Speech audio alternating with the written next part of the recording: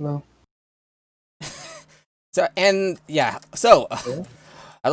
Hello everybody, hello and welcome to Points of Light. I am Norvanok, and I will be the Dungeon Master for a game of Dungeons and Dragons. And Luke is back with us, Bree Cliffwood. Hello. Yeah, it's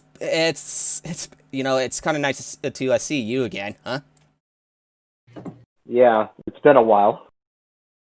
Okay, definitely. So loop song. There we go. So, who's that for a bit of a recap for these series of side quests where a group of people had done some odd jobs around Sharn from extracting a Zoriact symbiote from the Fallen District. Doing symbiote, and also it's not looping for me. Yeah, that's because I typed down loop. Weird. I said it's not looping. Weird. It's not even playing it. Wait. Maybe it is. It's just no right click. Right click. Oh, there we go. Okay. Yeah.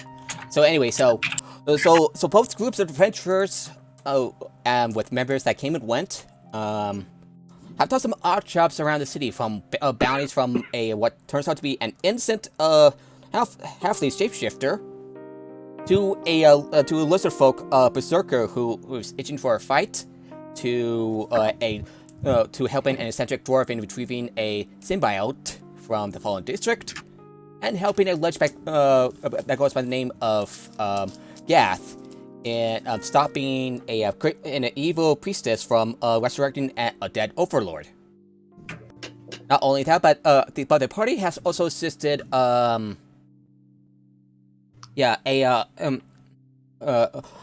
woman named Madeline with retrieving the corpse of her commander of a unit called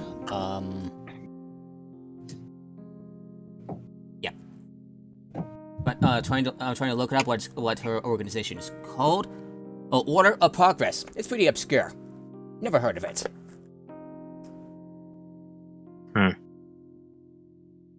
And in the meantime, Freya and others have gathered her friends, including Celeste, in retrieving materials from Shevrath, the battlefield plane, in hopes of creating a magic hammer that would better better her combat skills and to protect her son.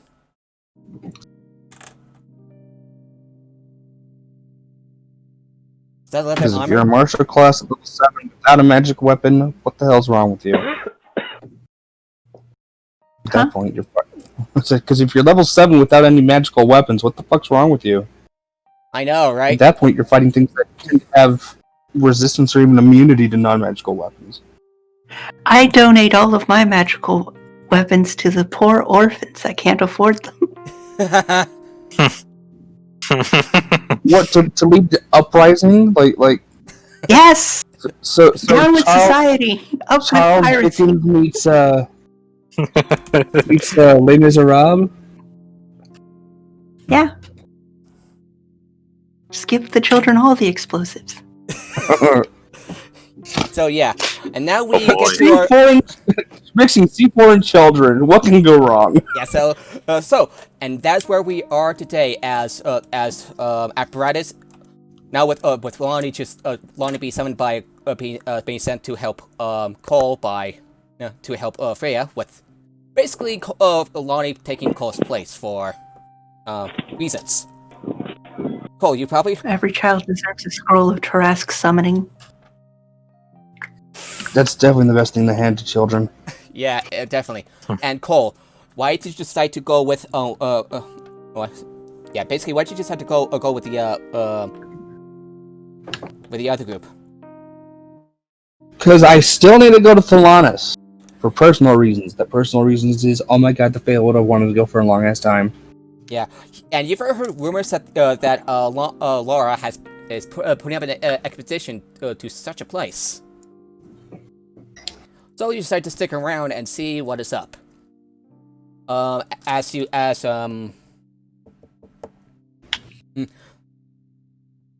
And before we get to business, Melissa, I would like you to sort of describe your introduction, and I'm couldn't help but think of how Jack Sparrow was introduced in the first Pirates movie. What fucking ocean is in Sharn? Isn't Sharn a port town? Well, there is a port. There is a port. Yeah, for skyships. And if you're going down in a skyship, that's some big fucking problems. It just crashes into buildings. Look, when you piss off the Fae, weird things happen to your ship. We started sinking on dry land. Actually, Sharn's near something called near a lake called the Hilt. Oh, it is? Yeah. I thought it was Yeah. several miles inland from that lake. Nah. So, I mean, it could have like a small port that yeah, it does. on that lake that then leads to the city in just like a short road. Yeah, pretty much. I guess there might be like a dock at the artificial dock at the bottom of the cliff. Yes, basically, yeah. I'm gonna Sharn see. But part of the thing is like Sharn is on like that cliff over the water. So, hey, it's fucking magic. People work it out. Yeah, it'll work it out. So, as you make your triumphant stand on top of the sail that you have rigged into a lifeboat, you look down. You look out, wondering where that leaking noise is coming from, and before you know it, your ship is sinking. Captain's not gonna like that. What do you do? Nope. I guess I stand on top of the mast, wait until it gets closer to the dock. Okay, you do so just like hope it's like, please don't let me swim, please don't let me swim, please don't let me swim, just with a confident smirk on your face. I'll ask Gus to get it to go faster. You're just like desperately just pushing the wind with your spell on your sail as it goes faster. Is anyone else? Is Bree and Cole? Do you see this on the port? You heard a bit of a commotion going on, and you wanted to investigate.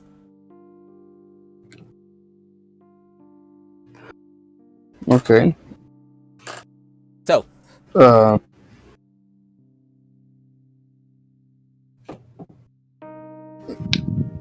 Cole's just gonna watch it go, what the hell?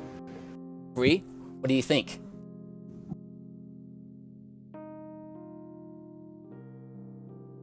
That should be his.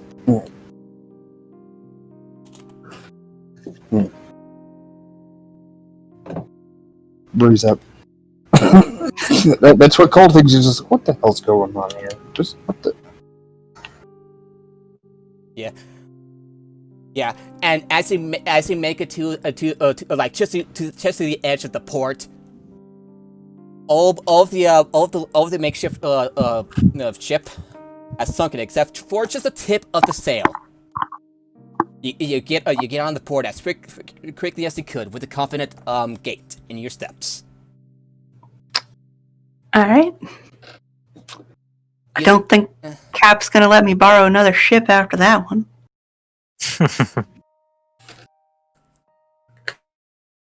Two times in a week. You see one of the workers. Oh, you're turning into that one captain from Kingdoms of Amalur. 26 ships sunk in 27 years. Must be some kind of record. Yeah. I accidentally sunk my first ship when I was only 5 years old. Yeah. And I didn't just sink my own ship. I sank 6 others because I crashed them. Yeah. In the docks. One of the workers approach with like a clipboard in hand, and ask you to fill out some forms. You know, time of entry and everything. Ah, yes.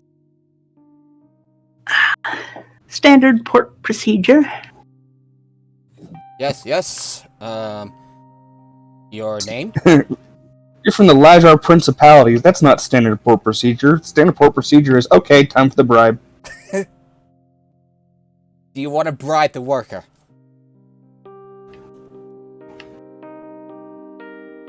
I want to play this out and see what happens. Alright, so do you bribe the worker, or do you just play along and fill out the form? I want to play along. Alright, you do you want to be truthful with your with the procedure, or what? You're a pirate. Remember, if you're truthful with the procedure, you run the risk of losing your official Pirates Who Do Something Sometimes membership card. Unfortunately, that was on the ship. Ooh. Goodbye to that. Alright, my name's Melissa. Words. Tyke. Melissa Tyke. Yeah. And would you like to describe your character? Ah. 5'8", athletic, long red hair kept in a braid, good old pirate hat. Got a really nice blouse, overtopped by leather armor. The leather armor's studded with like fish and shit on it. Yeah. Helps me not drown. Melissa is a human. Yeah, I can't see in the dark. Yeah, Cole, you continue to look out in confusion as you see Melissa approach you. Not confusion, incredulity. Yeah, you look out incredulously as Melissa approaches you.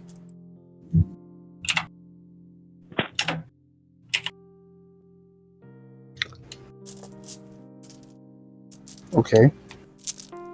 Wondering why she's approaching me specifically, but yeah. Okay. You just had to be by her as she approaches. So. Well, howdy there. Know where the best drinking establishment is here? Yeah, I've got. I'm technically really not the best person to ask because I've got my own, and so of course I'm going to say my place. Steel Elysium. Well, then let's head there and get a round of drinks. On the way, Cole, you have to bump by Apparatus, who seems to be heading into the Red Hammer in the cogs. What's the Red Hammer? Oh, Red Hammer. Let me look it up. Yeah, basically an inn that's established as that is establishment for like an inn for Warforged. Some non-Warforged non-Warforged patrons go also there, which they have prepared drinks and food in cases like this. Oi, Apparatus! What the hell are you doing there? You know my place is better. Oh, I didn't know where your place was. Yeah. You have a bit of a job that you have found from all the way up in Clifftop. Something about reclaiming a forge. You also heard that Bree may also be there. So where's your place exactly? Sorry, what was that? I had to take off my headset for a second. I was asking where's the place at? Wherever the hell Steel Elysium is, I can't remember where it is in Sharn. I'll look it up. It's in that one place with the stuff. And a fucking crater next to it. I'm a proud doer of job at place. Well, that's not very specific, is it? Sea Elysium Oh, is like- basically, Sea Elysium. I only had the tavern because I'm the only one left to claim it, and it had a lab attached to it, and the lab's the important part. Yeah, so Sea Elysium is in Kyber's Gate, which is not far from the Cogs.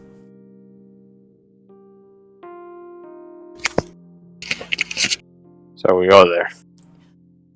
Yeah, I actually have a bit of mantra that will take you over to the Red Hammer. You have found a job a bit of a job to do over at the Red Hammer. Would you like to go over there? Well, since apparatus is already going in there, Let's go. Well, this is apparatus in just here. tell us Might that as well drink here. No, we're gonna help apparatus here, and then go to my place to drink. So it's better. All right. Yeah. Right. Alrighty. Let's go then. The Red Hammer is easily found by the gathering of Warforged outside its meager storefront. The patrons outside eye you with a little bit of suspicion, except for apparatus, since apparatus is Warforged, but they don't really challenge you.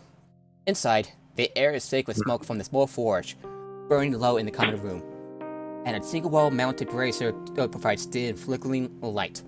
A dozen Warforged are scattered about. I got dark vision. Very funny. You said light, so that's required. Yeah. A dozen Warforged are scattered about the floor, speaking in rumbling voices and working personal repairs with very tools of artifice. Among the patrons, you see Bree talking to a copper-plated Warforged near the bar. That's you, Bree? Ooh, Hey. Cole's gonna go right over to that. Like so, you here just to have fun or to unwind? Do you hear me? Blanket. Yep. Yeah, barely. Oh, yeah. I was just saying. So you here to you're to enjoy yourself or just to unwind? And wine. And you also would you also like to Bladed explain to- Warforged? What? Yeah. You said that they were Bree, what you doing Yeah. here? Can you hear me? Yeah. Can you hear me? Yes. Cole walks up to Bree and says, Yeah. "Oh, hey, Bree, what you doing here?" Currently just enjoying myself before I end up heading out. Yeah. I have another group that I have to end up heading out with very soon. Well, I'll let you know that these Warforged, while they may be here for that, they're probably here as spies. Oh, Wait, and I'm sorry. Could you repeat that? They're probably here as spies. Hmm. And then Cole looks at them with a bored look. Aren't you fuckers sick of losing here? apparatus. No, not really. Yeah. Apparatus. Would you like to No, I'm telling that to the Warforged. Oh, To the okay. Bladed Warforged. Yeah. Okay. And the Warforged that Bree was talking to. Give me a second. Speaks to you with a voice that's a bit like a song. Oh, welcome to the Red Hammer. Welcome to Red Hammer. The name's Blue. I take it you're well acquainted with Bree here. You could say that. It's about writers. Pleasure to meet you. Say, I've heard of a strange-looking warforged that goes by the name of Squelcher. They're calling for anyone who has accepted a job of hers. Heard that she posted a job all the way up in Clifftop. That true? Could be. All right. Okay. Wait, when you said Bladed Warforged, were you talking like or the blades bladed or plated. Cobalt plated? plated. Cobalt plated. Sorry. Okay, never mind. Then Cole did not say they're here as spies, and aren't you fuckers sick of losing here? Take that back. Yeah, okay. It's like Drop the Utah accent, Connor. Sorry. Pronounce your goddamn T's.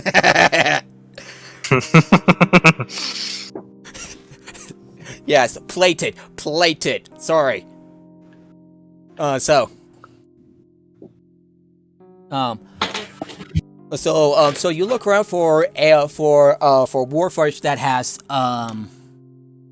that has a jackhammer attached to her arm and pistons on her back, giving her a bit of a unique look. It didn't take long for Mr. Fisto. Or Mrs. Fisto. Whatever. Yeah. I don't actually say that. That is out of character Fallout reference. Understood then. I was thinking He-Man. Yeah. You see her sitting alone at a table and with ale and wine prepared for you.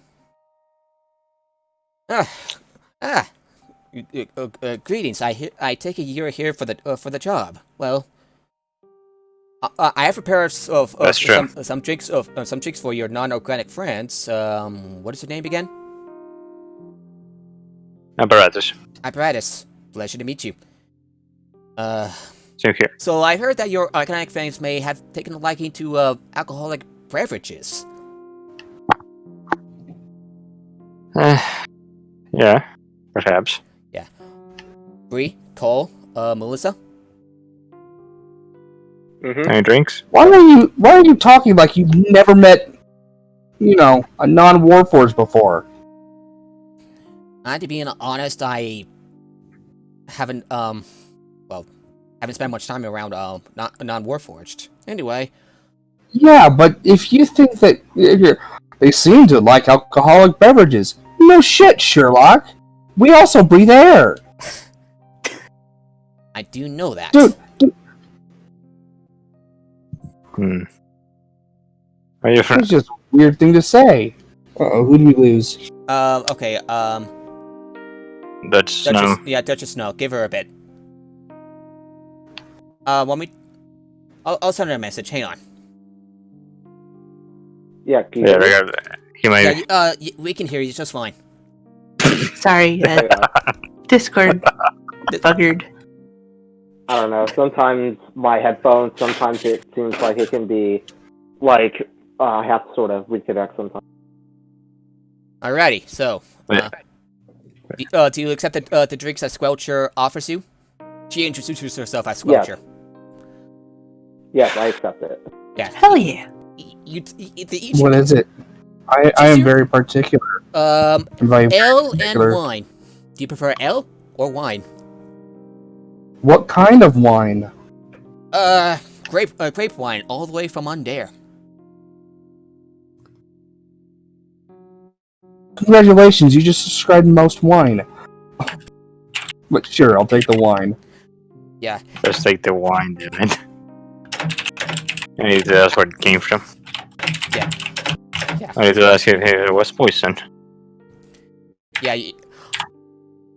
The drinks that Bree, Cole, and Melissa drank, it's pretty good. Not the best, but it's a good effort.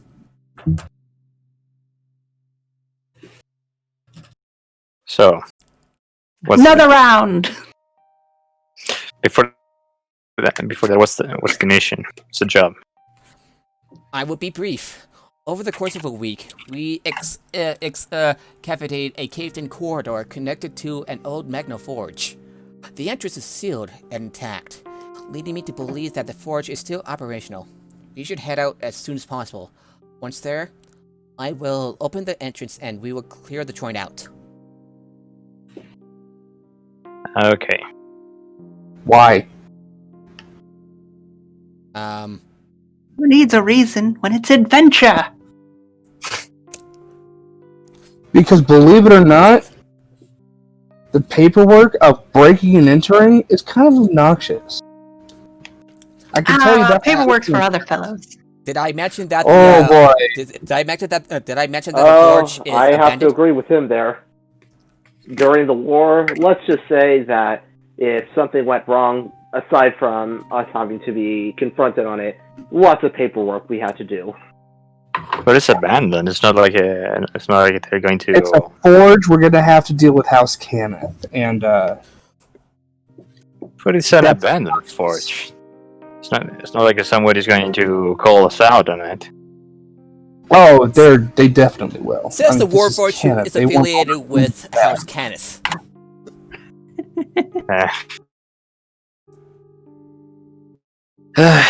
I'll deal with it if we need to.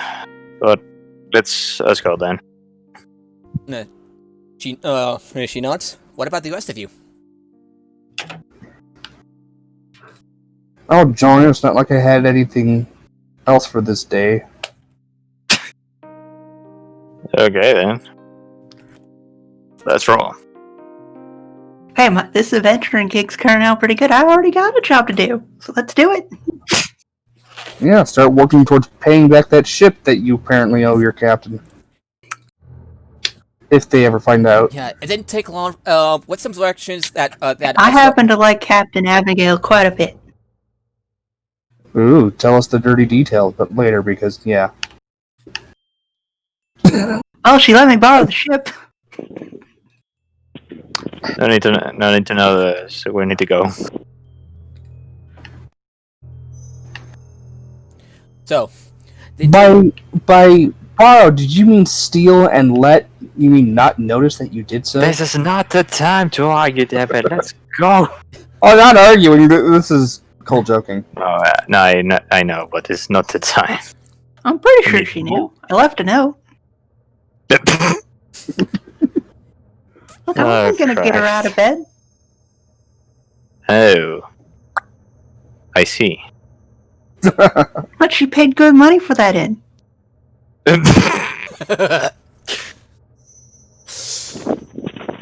Okay then. yeah, Let's go. it didn't take long for you to for each of you to arrive at the excavation site. However, you find activity is already close to opening the entrance.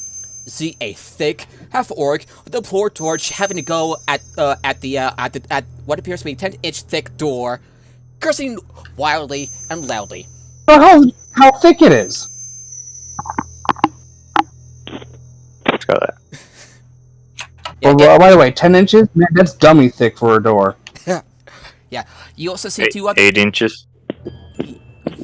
Yeah, you also see two other blighters that seem to linger in the shadows, just arguing, discussing. With Lighters? scavengers, basically. Oh, yeah. You see, the two other members are what appears to be a human and an elf, just observing and watching, just little impatiently. The elf's just like tapping her feet, while the human is just crossing his arms. You see the pisses on a sculpture's on back, just like steaming, as you can obviously tell that she is angry. She starts to storm over to the half ogre, and knocks the blowtorch out of Wait, knocks it half orc or half ogre? half ogre, yeah, half ogre knocks outright smacks the blowtorch with her hammer out of the half ogre's hands. The human sees this and approaches and says, "Hey, listen." He also sees you and says, "Hey, listen up, Jumps. We are in charge now. The company hired us to have a look inside, and I have no idea who you jokers are. Piss off. What Or we will company? start a warm-up exercise right now." I will kill every single one of you if you don't shut the fuck up. Alright. Just what's your goddamn company? Well,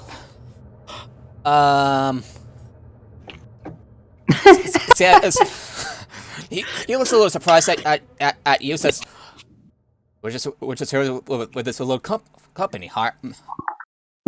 Okay. Hired by Any name in this particular? old dwarven coot named Krogan." Oh, I know that guy! I did a job for him a few weeks ago. Oh, you know him? Yeah, he wanted the symbiote for some reason. Told him it was a bad idea, but Korgrut. he paid well, and also Actually, told him that if things go south, we're gonna. Wait, isn't that the guy who had us get the symbiote? no. Oh, it's not. I don't know. Never mind, then I don't say that. I don't know. I think just saying this random shit and confusing the hell out of him might be a lot of fun. Oh, so you don't? Yeah, sure. You don't know him? No. Cole's Cole's so bad with names, it's still something he'd probably say. Roll a deception check. I'm not decepting anyone other than myself. I legit think that they're the same person. Symbiote. He never told anyone about his symbiote. Hey there, like are you disrespecting my good friend here and saying he's a liar? Roll an intimidation check. I wish to intimidate him. Bree, what would you like to do? 14. I would like to support. I'm sorry, I'm forgetting names right now. Melissa? If you want, Or you can roll your intimidation check yourself because you're trained and you have your commanded presence, meaning that you can spend a superior die and roll. I'll do that then. Yeah. D20, correct? D20 plus D20 plus 6 Please plus do. plus D8. Plus 6. Alright. I got 18 on D20. You said D8 as well? Yeah, D8 plus 6. If you want to. Alright. If you want to roll a And D8 to spend a 11. superior. Yeah. 18 on D20 and 11 on D8. you fucking what?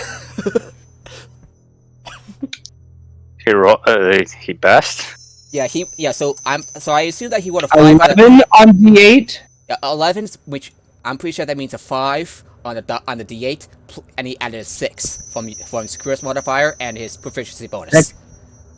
That goes to your D20, not your D8. It all adds up in the end. Oh yeah, it just sounds weird when you say I got an 11 on the D8. What the fuck? What kind of D8 are you using? Yeah, it's also got a 57. Just a regular D8 on the bonus. Yeah. What would you like to say to the man to defuse the situation? Listen, I don't want to start any conflicts, but just know, I already went through one war. What do you say? You would not even come... You would basically not even come close to the worst I've experienced. So, let's end this peacefully, or else there's going to be a lot of broken bones going around, and it's not going to be mine. And Sculpture adds, I hope they aren't mine. Well, I can break bones as well as stone. Easier, in fact. And I can set them wrong incorrectly. Not saying that I'm bad with... And then Cole realizes what he just says. Like, not saying that I'm bad with medicine. I'm saying I'm good enough to know how to do it painfully. The human... the human guy just like... his eyes went wide as he realizes who he's talking to. Oh, shit. You're the one who has dealt with all that stuff in State Elysium. And it looks like me. I've heard of you of your antics all around the continent. Oh shit. Well, I see I've gotten famous. Yeah, see, this is why you don't just immediately threaten strangers. Because they might just be better at it. Yeah, okay, but then we can just shoot we'll him. just let you do our job. No. I'm talking about... No, that guy started out threatening us. Oh, him, yeah. Fuck him. Yeah, it's like, oh. we'll just be on our way. Nordor, Liv, let's go. And Does anyone mind actually working with these guys? I got no problem with it. Better not to. Although, I don't think we're exactly on good terms. I wouldn't exactly try to work with people and the that half-ogre just like might want the same thing. Yeah, the half-ogre looks a little chestfallen as he just picks up the blowtorch. Okay, 7. And the three leave. Speaking of Steel Elysium, you know what? Just so that you guys at least, have some kind of bonus coming out here, go ahead and have a free round of drinks at my place. Sounds good to me. Not you, yet. Damn it. We're on a job. The free round of drinks for us comes after. Alright. And the patient stopped like steaming from Squelcher's body. As she calms down, looks at you, says, especially at Bree, says, "Well, did not know you can pull that off, Bree." Well, as I said, you pick up a few things when you've been in war. She nods. Now comes the dangerous part. Be on the lookout for trouble. These goons won't be the only ones who smell blood in the water. So... Shit, there's a fuck ton of trouble right here! Ah. And as Cole kind of, waves towards the party. She just stares blankly at you. So how do we open this? Well, at least She does. At least that dumb ogre did most of the job for us. Let's see if I can just break it down with my hammer. Yeah. Okay. Yeah. And she basically manages to break down the door, and you can enter it. No problem. Well, that was easy. Wasn't that a dummy thick door? Where the half ogre manages to cut through with a blowtorch. Ah, okay. Yeah, he's halfway through cutting it. Now, with the description of the door, I was thinking maybe we should just try the wall. If the door's stronger than the wall, just go through the wall. I'm good at breaking through walls, but I don't think I could go through a forge's wall. Send your Kool-Aid man. Okay. Oh, yeah. Alright, so... Most recently, burst through an overlord's heart. Nice. Yeah, so, Melissa, you have 50 hit points, right? Just want to make sure I got everything right. Yeah. Yep. Okay. So.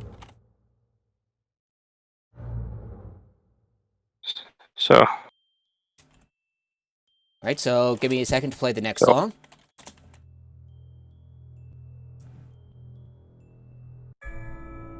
There we go. Everybody ready to move on to the next room?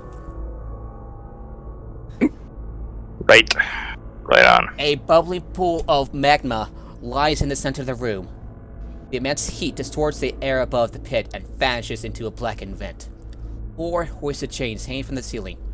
The ant submerged in the pool of molten stone.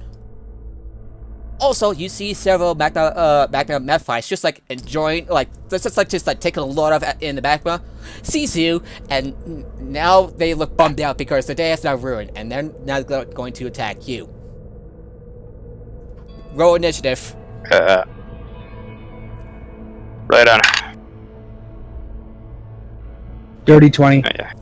Alright, so okay, so play. I think the alcohol has affected my initiative a bit. 21. Right, so 21 for apparatus, 30 for Cole, 8 for Mooley. There seems to be bad luck amongst people on their first session with a character drinking alcohol and then fucking it up. I only rolled a 14 with my intimidation. I have a +8. Yeah. So it's like Freya the Barbarian rolled a nat 1. Oh. Con save. Oh. Yeah. And so now the joke is she smells alcohol, she passes out. Man. Bree, what's your for initiative? Okay, 20 plus 1. Bree?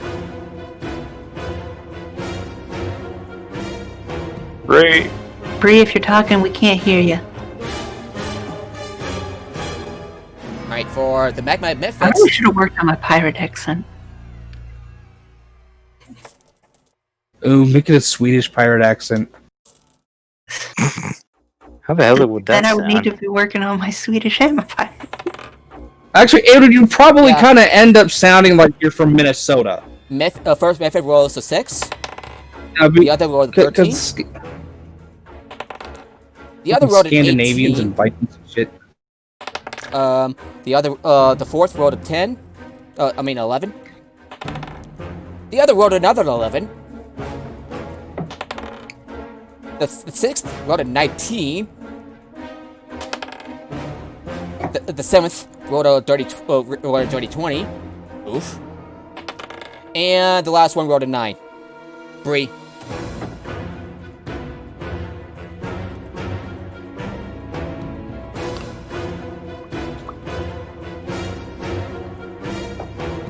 It's not responding. Give me a second. Oh, sorry. I think your music's a little too loud where I can't hear you.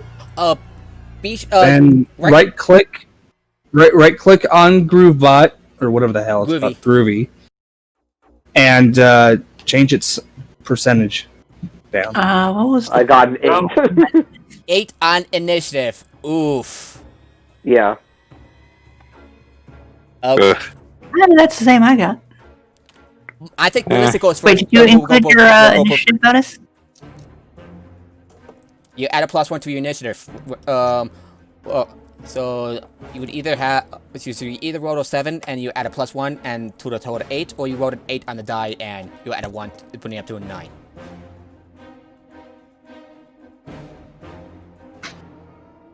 Wait. Yes. Again, the music. Can you try turning it down because I can't hear you very well? I can only turn it down. Right click Groovy. I'm pretty sure he's using his phone at the moment. He can't right click. Oh. Yeah. Then stop using your phone. I don't remember what the phone way to do it was. I think you hold down on it.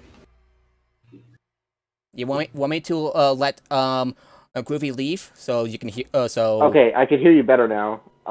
You said to roll initiative. I said it was 8. Got it. Oof. Did you use your +1 from your initiative bonus?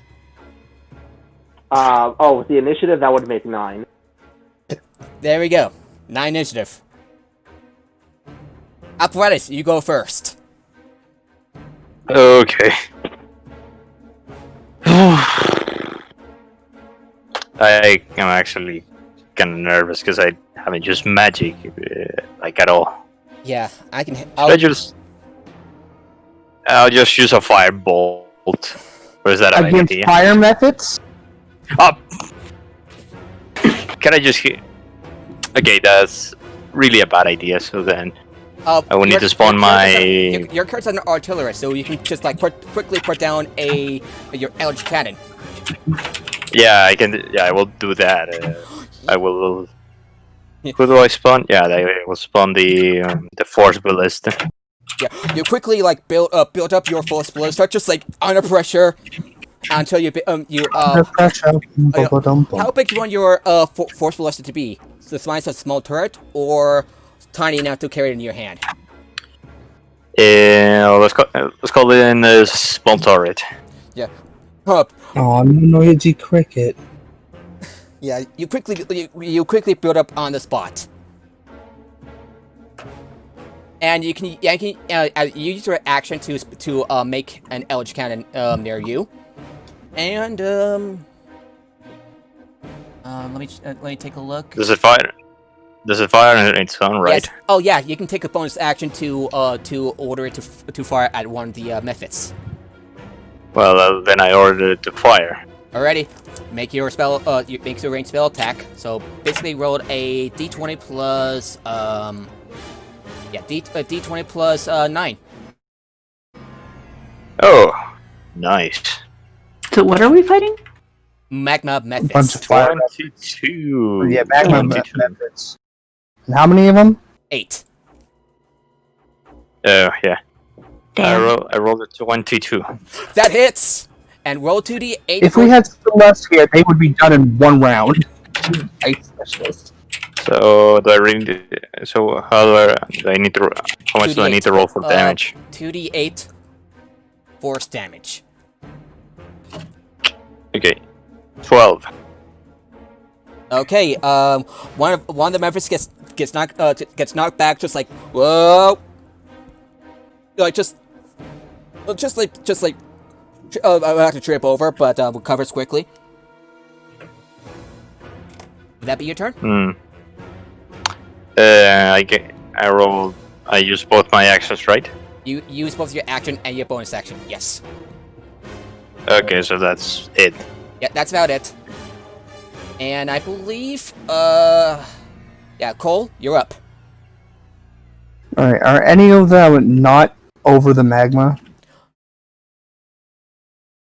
Like, can I move up to any of them without getting in the magma? You can move. Some of them are on the ground, just like ready to claw you for ruining their day. Others are they flying? Why are you asking me? I don't know. Yeah, they fly. They fly. Some of them are flying. Like some of them are flying. Others are on the floor. Like about Sorry, I'm trying. Yeah. You're around the entrance, and the methods are like. Yep. They're kind of bunched up. All right. I'm gonna bleed myself. Right. Roll your die for damage. I take 2 points of damage as blood starts to travel down my blade and freeze in place. Okay, you're at 89 hit points. I'm gonna go up to the two nearest and smack the first one. Alright, go ahead and roll your damage. Oh, I have to roll my attack first. Yeah, you know what I mean. Does an 18 hit? Well, let me check. Yes. Alright. Do they take extra damage from cold? No. Yes, they do. They take double damage. Okay. Let me get a different color D6 then. Do I have cold? No. Alright. Dad, I should have gone with my original idea of being able to make ice walls. 10 magical slashing and 8 cold. 8 cold, so total. So that'd be 26 total or 18 total. 18 total. All right. Do you detect the one that apparatus is hit?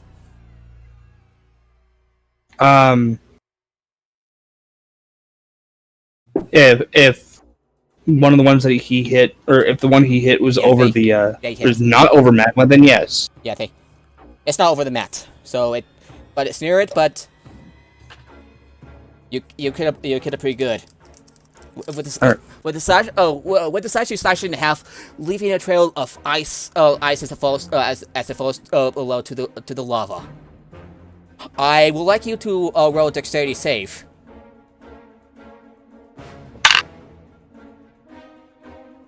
Uh, 21.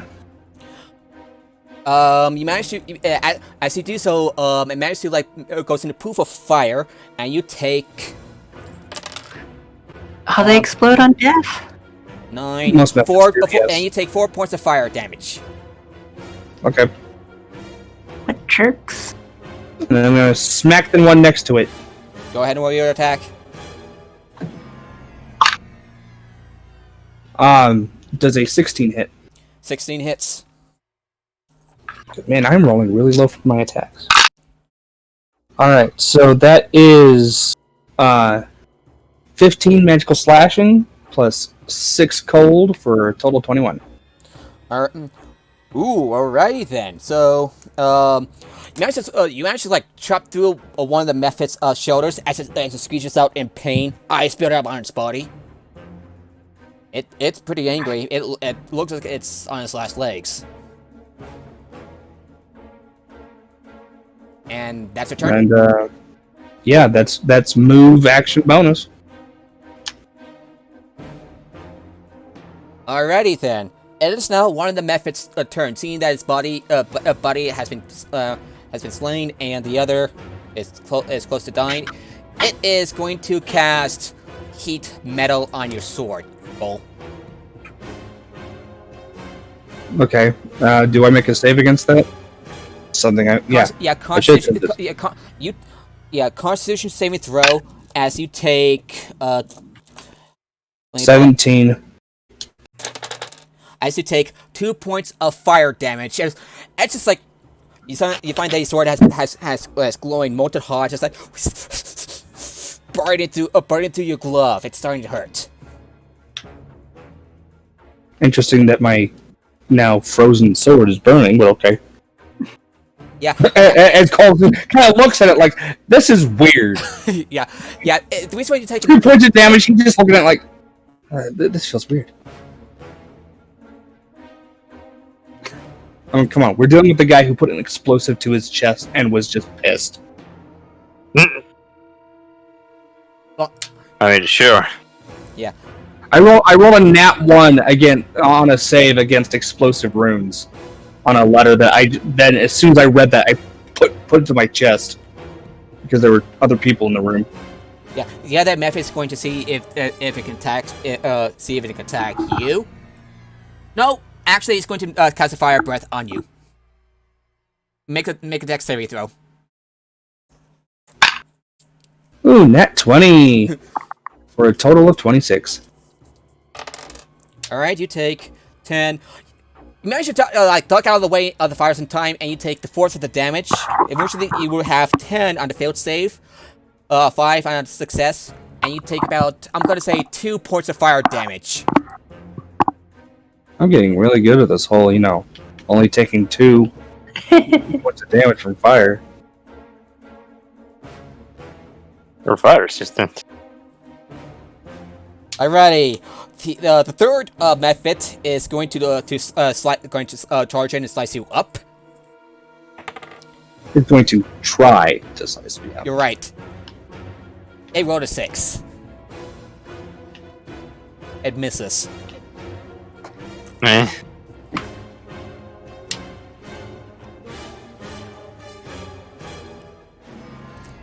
Alright, yeah. Next. The one that tried to cast heat metal on you, that's one that's near death, so... Okay, so... Oh, wait. Since I was adjacent to it and tried to cast, doesn't that mean I get an attack of opportunity? No? Opportunity... Unless it's got Warcaster. Oh. Wait. Isn't that Mage Slayer? Yeah, no, that's only for, that by itself, that's only if a hostile creature tries to leave your melee range. Oh, I thought it was also if they try to do certain casts. Okay. Nah, that's like old D&D stuff. Mage Slayer feat lets you do it too. Okay. Nice. Alrighty, and the other 2 methods will try to attack you with their claws. 21, does a 21 hit? No, I'm going to cast Shield and backhand it. Alright, you as it tries to swipe at you, you basically just backhand it with your rain spell storing, right? Yeah. Alrighty, and the other one tried to attack you, and rolls a 12, misses as you just deflect it with your now heating blade. Which you think about it, it's starting to look like a lightsaber, or like the fiber blade from the old Star Wars continuity. No, they still exist in the new continuity. What, the Dark Blade? Yeah, they were in The Mandalorian, weren't they? I was talking about Yeah, fiber blades. Fibro blades. Yeah, they still exist in canon. Yeah, they still exist. Huh. The more you Yeah. know. Yeah, regardless. And Bree, it looks like it's now your turn. I bet the sword itself feels really confused. Why am I so hot and cold? Yeah, Bree, it's your turn now. I feel like we just got this kind of hot and cold relationship going on. Whereas I'm just like, holy fuck, my sword is talking. Alright, to send a message. Yeah, did you hear me? Yeah, I heard. No, we did not. I heard you that time. So Yeah, your turn. Yeah, I said I rolled a 9. No, it's your turn. You go. Okay, it's your turn. Yeah, I know. I said I rolled a 9 On attack? Or that's your unit? on attack. Yes. You rolled 9 on the die, so you add your attack bonus. That would be a 19. Is that right? For my attack bonus, yeah. I thought, isn't it just a was it only like +6? Yes. Yeah. So we run a 9 and add a +10 to it. That hits. Who are you gonna attack? I guess that would be 19. Are you going to attack the one that? I'll attack the opponent who's closest to me. That way, at least I can give us some extra room. Alrighty. Go ahead and which one are you going to attack? The one that's the one that Cole nearly killed, or one of the other ones? The first one you mentioned. All right. Go ahead and roll damage.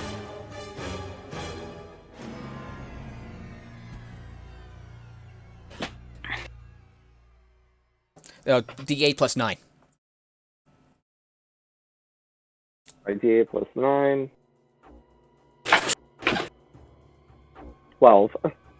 You finish it off as you decapitated. However, We lost someone. Yeah, the chef dropped. Yes, give him a bit. There we go. He's back. See, I'm not the only one that keeps on reading that as Iron Chef. Oh, You're seriously doing that? Yeah. Nah, it's not Iron Chef, it's Iron Chief. Yeah. So Okay. Bree, Cole, another one of the methods explode in a puff of lava and fire. I would like the both of you to Ooh, roll another the net dexterity 20. save. So Bree, roll a Another d20 net plus 20, 1. 26. Bree, roll d20 plus 1.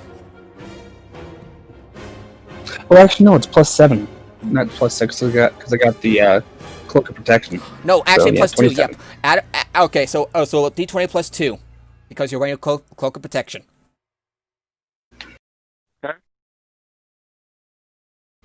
2.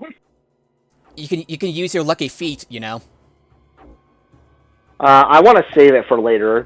I saved that for now. I just want to keep it tucked away in case. Fair enough. Wait. How much did you? How much did you roll?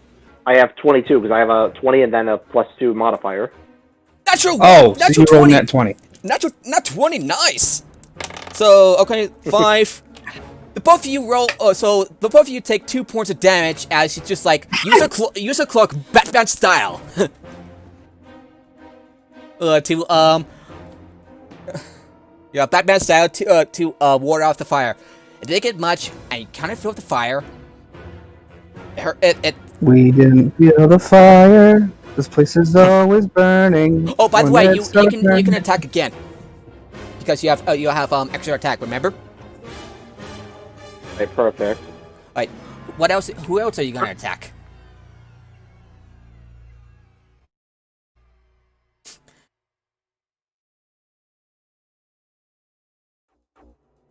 All right. So Bree, what else would you like to do? Yeah. What? Oh, because I thought you said to attack again. I'm like, yeah, I rolled a 4. Roll a 4. Roll a 4. That's a 14. Yeah. That hits. Roll another D8 plus 9 of slashing damage. 15. Alrighty. You lopped off one of the methods armed. It's not happy with you. No, I thought most things liked having their arms lopped off. Yeah. As retaliation, it's going to attack you, Bree, and by casting heat metal. I would like you to roll a Constitution saving throw to see if you can hold on to your sword. As you take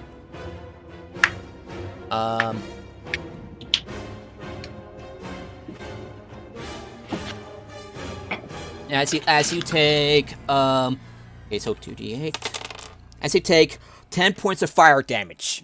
Ouch.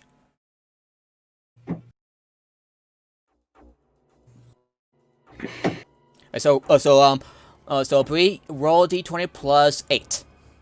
So basically your Constitution, which is 4 plus your proficiency bonus. 4 plus 4 from your Constitution modifier plus 3 for your proficiency bonus, and plus 1 from your Cloak of Protection.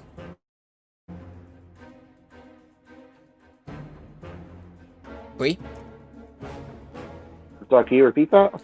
Roll Constitution saving throw and add a +8. Roll Constitution saving throw. Roll d20 +8. Brink, do you not have your character sheet in front of you? For my character sheet, I'm not sure if the one I have is the correct one. Last one I have is the... Let's see, trying to go to file.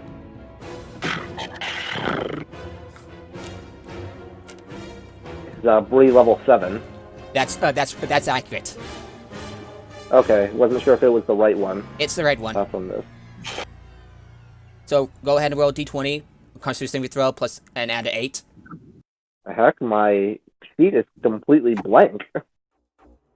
Uh-oh. Weird. Basically your speed is 30 feet. No, what? Why are you bringing up his speed? He said his sheet is completely blank. Sheet is... That's weird. I'll send you another... I'll send you a copy. Hang on. That's so weird. It is weird. Alright, sending you a thing. Alright. So weird. So alright. Should be good. So d20 plus 8. Yeah. Downloading it. What?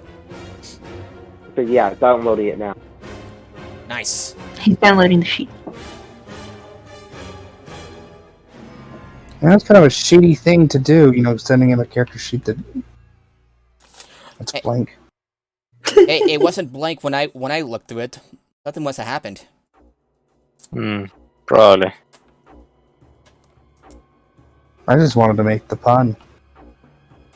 Fair enough. What pun?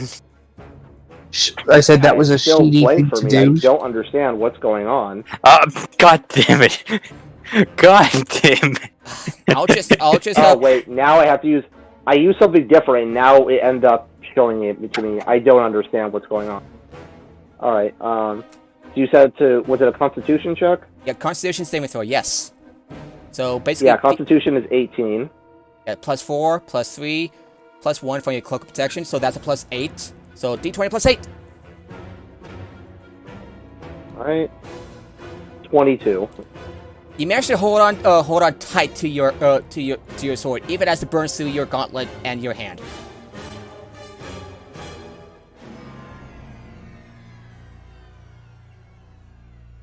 Okay, is heat metal concentration? Yes, it is.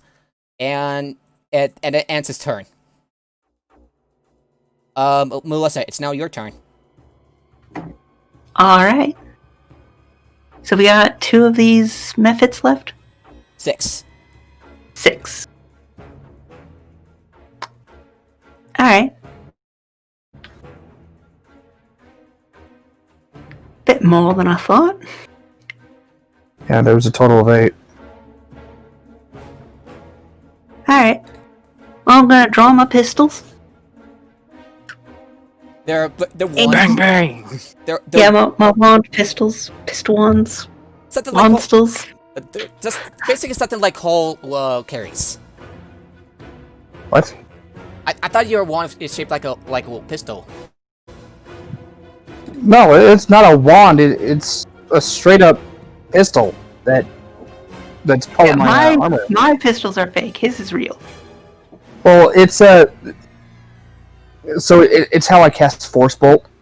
It's this I flick up my wrist and this thing that looks like a elegant arcane sporting pistol. Alrighty, so what are you gonna do with your wands? Forms. Well, I'm gonna cast Eldritch Blast. Put 2 bolts into the closest Yeah, the closest method. Yeah, closest one that Bree strikes. Yeah, which is basically whatever close to teammates. So hopefully when they die, they don't die too close. Go ahead. Yeah. Or go ahead and roll one of the d20s for your Eldritch Blast against one. 15. That's a hit. Roll d10. 11 damage. Nice. And it's pushed back 10 feet. Oh, nice. Yeah, and it's actually like pushed a bit forward as it falls to the lava below. Magma. That taking it out of the fight. Alright. The second blast goes into another one. Alrighty, go ahead and roll. 16 to hit. That's a hit. 6 damage. And it's pushed back 10 feet. The one that the blast that strikes the method that we hit, it's knocked to the side, and it is limping. It's not much long for this world now. Alright, now I'm gonna use meta magic. Ba-ba-da. So cast another Eldritch Blast with Quicken Bolt. With Quicken. Nice. So another bolt. Alrighty, what are you where are you gonna cast it on? The method I just shot. Alrighty, go ahead, roll another attack. 26. That's a hit. 13 damage. That's a hit, and as the Eldritch Blast Boom! Headshot! as strikes it in the head, it explodes, and a plaster of lovely guts flies, like lovely or like brain matter, just like spreads everywhere. It didn't even hit Bree nor Cole, so you're good. Yeah, it'd be like 20 feet away at this point. Each of my Eldritch Blasts pushes whatever it hits 10 feet away. No tests, for some reason. Warlocks are crazy. I don't know why people complain. It's like, you just cast Eldritch Blast. Yeah, but it's amazing. It's a machine gun. Alright, I've got a warlock that still hasn't cast Eldritch Blast because he just hack blades everything. Yep, and one more Eldritch Blast bolt to go. Does an 11 hit? 11 hits, just barely. Alright. And 10 damage. Alrighty, one of the flying methods gets knocked back about 10, about how many feet? 10 feet. Yeah, it gets knocked back, but recovers quickly. Yeah, remember, Damn, can you only that's use one modifier per Eldritch Blast? If you I got don't think so, but can you use all of them at once? I'd have to double check, but currently only one of my meta magics work on Eldritch Blast. The other one's Twin Spell, and I can't. No, the Warlock invocations, because there's one that pulls, one that pushes. I'm just picturing like just jerking some poor bastard around because you keep on hitting with Eldritch Blast, so it's back forward. But it just... Yeah, I think you only apply either the push or the pull. Fair enough. Because I think that would be freaking hilarious. Alrighty, and that's your turn? I'd also like to step behind everybody, just to be sure. Do you step behind apparatus? Yes, he is Yeah, they definitely better at taking hits than me. they're taller and bigger than you, so you take cover behind apparatus. You poke your head around. So kind. Just better to watch it work from back here. Alrighty, and What's next? And that ends a turn as the flying last flying method is going to fly to apparatus and attacks. For nope, with an 11 it misses as it's just like scratches you, didn't feel a thing. Alright, armor. Yes, 30 armor. That looks cool. It looks like I could push something and then pull it back 10 feet. Wait, 30? Get over 30 what? here! How the No, fuck do you have 30 armor class? No, 30 feet. 30. You said he's got 30 armor. Yeah, as the sturdy. Oh, sturdy armor. Okay. Because I was... These are very different things. Yeah, very different. Maybe things. he just has like 30 sets of plate armor. Very. It's not his armor class, it's just the amount of armor he owns. Alrighty. But you don't roll to hit me. You roll to hit the 4 feet of adamantine around me, and it's got a hardness of 50 and like 4 million hit points, and then you can hit me. But I'm always heavily encumbered, so there's a trade-off. Heat metal. That's true. Well, then I just die. So No save, just death. Death. So yeah, Apparatus. Now your turn.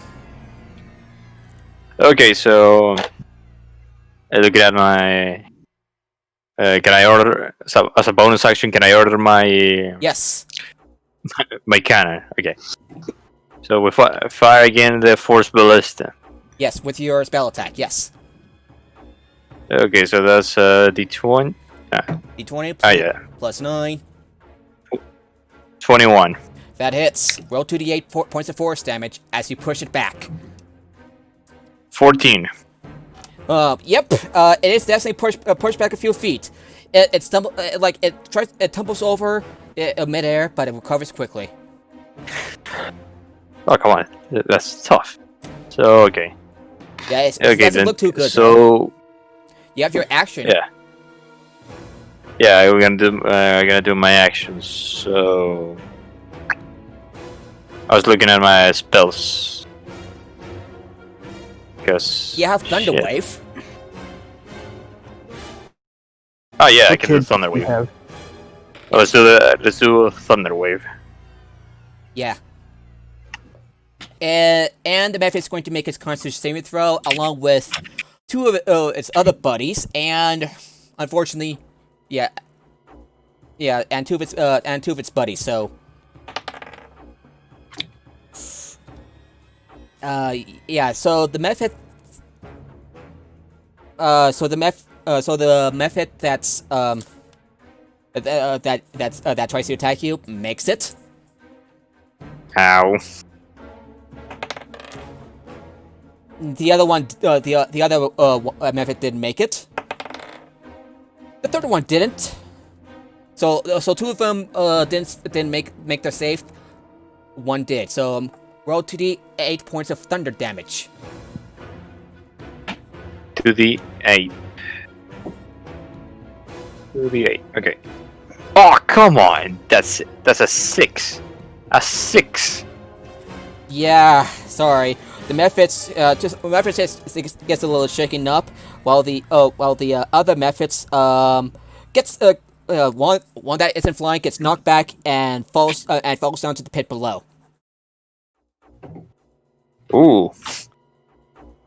The other one At least I killed someone. the other one that's flying is still up and about. Okay. Somebody else shoot him.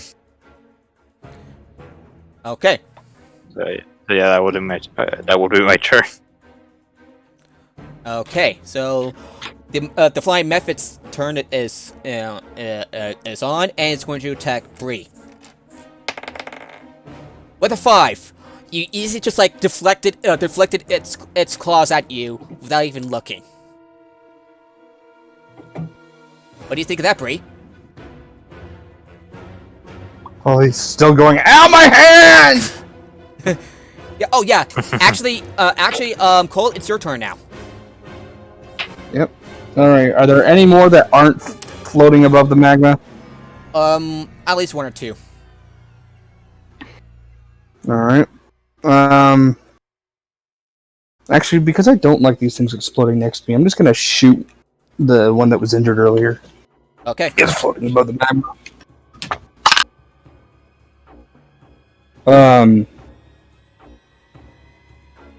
A sec. I have to add numbers. 17. That's a hit.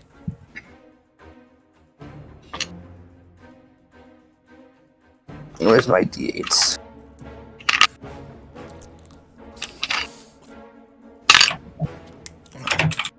Wait, how injured was the one that?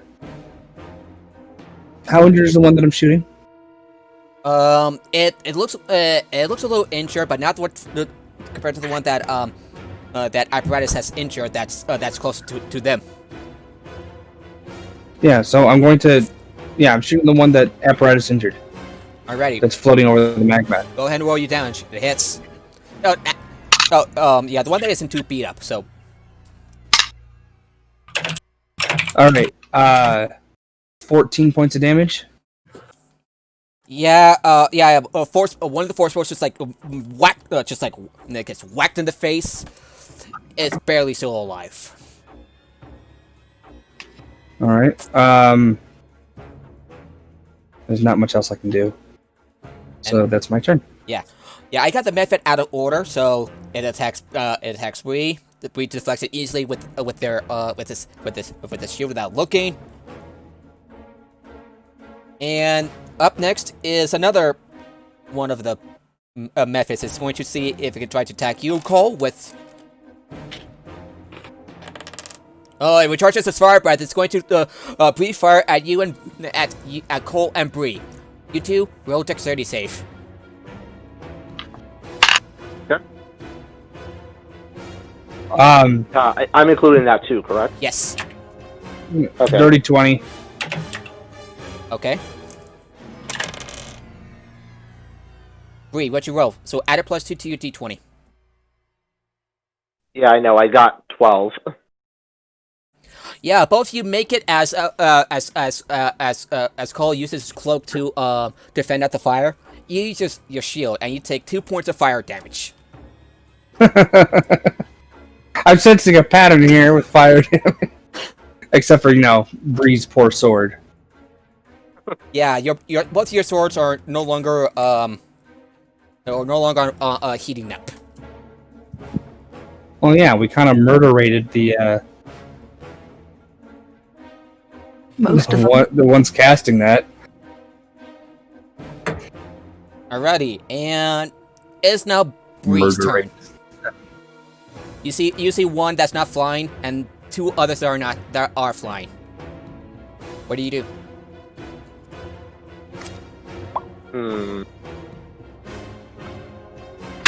By the way, the one that's flying, both the one that are flying are within hitting range. Alright, so I decided I'll use my crossbow to at least fly to see if I can hit them. Alright, go ahead and roll your attack, which is a +4. +8. Yeah, +4. Or +4. Wait, he's doing what? He's going to use his heavy crossbow. What? Oh, okay.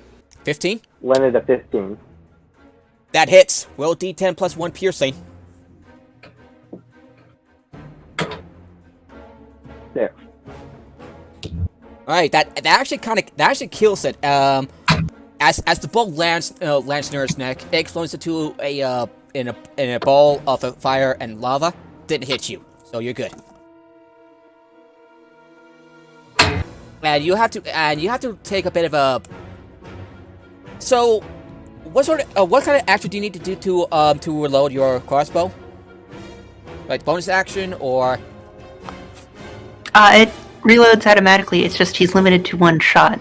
Yeah, you're only. No, it's not automatic. There's an actual movement. Yeah, or there's an actual action usage with it, which is why. Is that like yeah, he's still heavy crossbow? Yeah, you can only use one shot of your crossbow. Because the other crossbows don't. So I think the loading action is.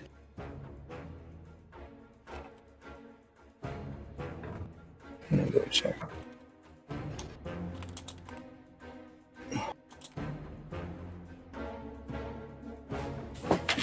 Yeah, you can't fire multiple shots, so. Yeah, loading's another old D&D thing. 5e doesn't like players having to remember complicated shit. Even if it's really basic shit that's not complicated. You can still throw your hand axe at it. You can do that. You can do that. Oh yeah, So, okay, I'll yeah. try- The bonus I'll try action that thing one is then. if you're okay, yeah. It's regardless of the type of action you use to fire it. Yeah, whether it's bonus, free, reaction, or Yep. action. Unless you have crossbow expert, then you can just machine gun away. So, do you want to take a bonus action to I reload? still love. Yeah, I'll use an action to reload No, it. Bonus action. Bonus. no, you don't. You don't. No, you don't use any action to reload it. That's part of the. Oh, okay then. Oh, Basically, reloading is a free action, but it doesn't give you the another. ability to shoot again unless you've got crossbow expert. You can Yep. you can try to attack. Use another range attack with a hand axe. I will allow that. Yeah, so I'll use the hand axe. I'll try that. Yeah. Also, roll d20 plus 8 at the next flying method. Okay. 25. 25. That hits. Roll d6 plus 5 slashing damage. Are you gonna be able to plus 7? Plus 7. retreat? D6 plus 7. Yeah, I'm pretty sure What, that unless it's a magical hand axe, it's gone. Yeah, it's gone. You pretty much used your. I threw my hand axe into lava, but I was able to Sorry, retrieve what was the D you said? D what plus 7? D6 plus 7. Okay. 8. Damn. Okay, so you managed to split that Memphis head that was flying into 2. However, the Memphis explodes and your axe falls into the lava. Like, well, I'll just... Honestly, that's a well-made, mundane hand axe if it survived a magma method exploding. Yeah. By the way, it kind of like the metal melts and the wood melts. So, as the methods explode, so The wood melted? the wood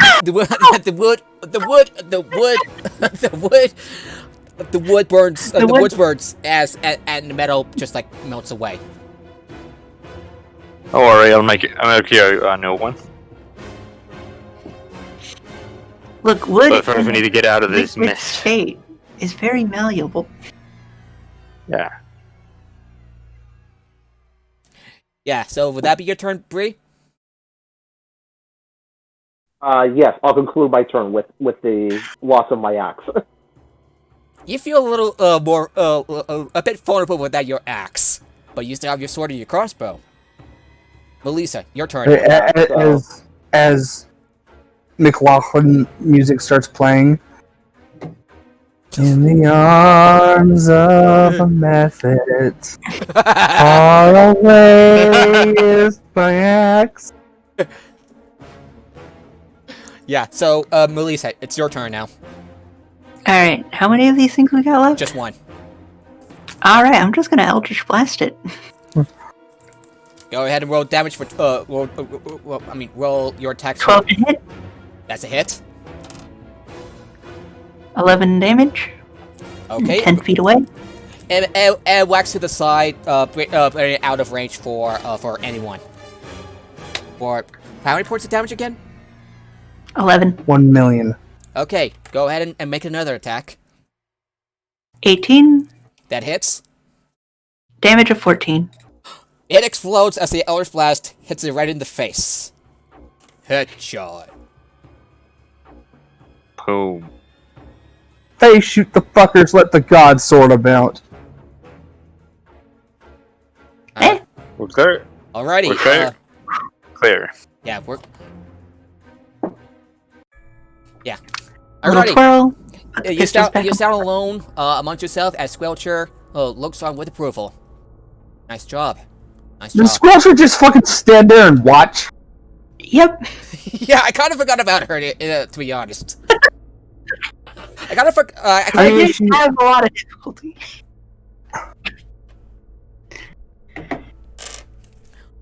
Sorry, well, that's just like making sure the door is more open. How much HP is Bree down? Bree has about, I think, 81 hit points. And Cole has 77 hit points. You guys are fine. Probably. Yeah, we're good. We're gonna walk into the next room, and the trap does precisely 81 damage. Oh. I guess I Just also remember, die there. the backup trap dealer is not whoever has the most hit points. Yes, it is.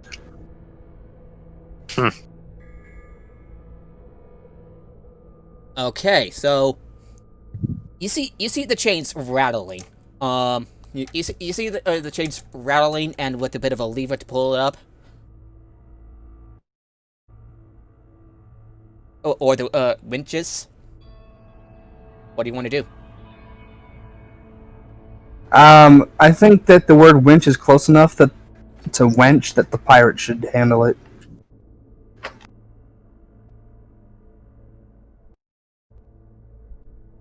Melissa. I'm sorry, what am I dealing with? I said I think the word winch is close enough to the word wench heard that the that pirate should handle.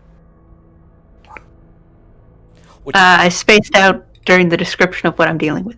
So you see like chains rattle, the four chains rattling, and you see like a ripple of the lava below.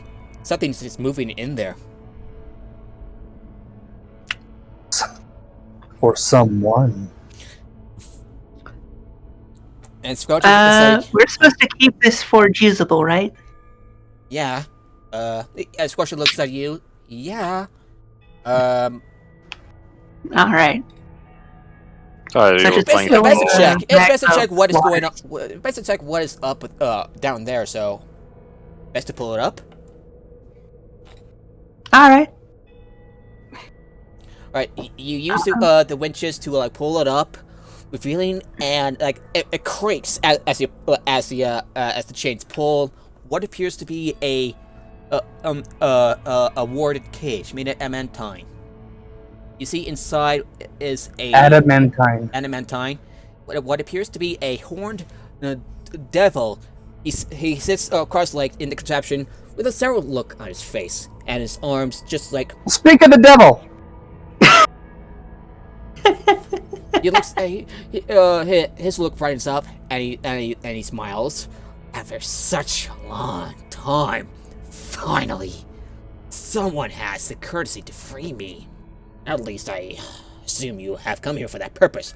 Or did you stumble in here by accident? Who says we're not here to just kill you and loot your pockets?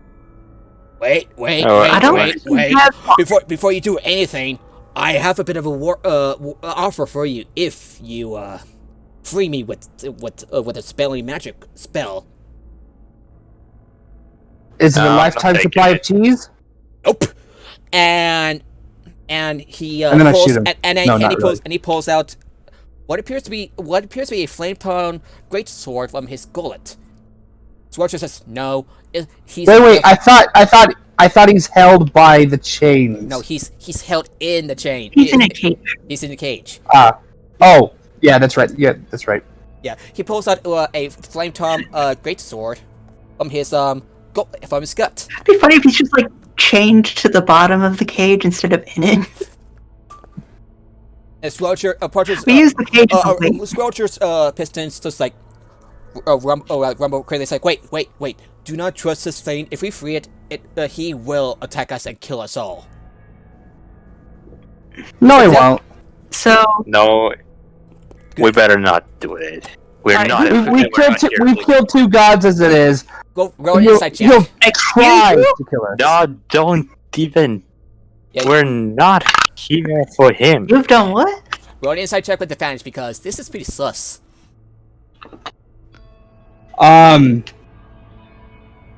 23. It's pretty clear that Squelcher is in the right, even by the tone of his devil's condescending voice, just like a look in his eyes, just eyeballing you. You know that something is up with him, and he. So should I just start lowering it back into the lava? Squelcher, Yeah, Squelcher- we should. and Squelcher says, "We should kill it, just in case." Kill me! Well, duh. And he's like lurches forward, right out of the cage. Go ahead, you dare to kill me? I know, are there like priests here or something? You dare to assume that you're a threat and B important? Dude, killing you is not even gonna be but for me it was Tuesday kind of situation. It's just gonna be you're done. I will have your heads. As he tries to get out of the cage, basically you're free to attack it with pile it up with your attacks. Huh. So can I use my cannon to just shoot it again? Yes, go ahead and roll your. As we all basically just like that one scene from Helsing with poor Jan. Everyone just opens fire. Yeah, go ahead. Okay, so roll again, and we have a 12. Oh fuck! For fuck's sake! Yeah, you roll. Damn it! You roll with advantage. And But I roll with advantage. nope. The kind of misses, bouncing out the adamantine. Whoops! My mistake. I'm gonna poke him in the face twice With what? with my sword. All right, go ahead and roll. He's gonna go. Go ahead. If he's gonna go like put his face up in the cage, he's gonna suffer for it. Okay, go ahead and roll your attack. Your attack with advantage twice. Crit on the first one, Woo! Okay. and second one is also a crit. Okay, go ahead. Good thing for advantage. Okay. All right, so Double critical. Holy shit. is it Yeah. So your damage die Does times it- 2. is it vulnerable to cold? Go ahead and roll either religion check or an arcana check. Well, I wasn't really asking for a knowledge check. I was asking because I've still got the coal on my blade. But that would be a 27. He's a horned devil, and one of the resistances that he has built up to is against cold damage. Damn. Okay. Alright, go ahead and roll your damage die and double it, and then add your ability modifier bonus. So the first is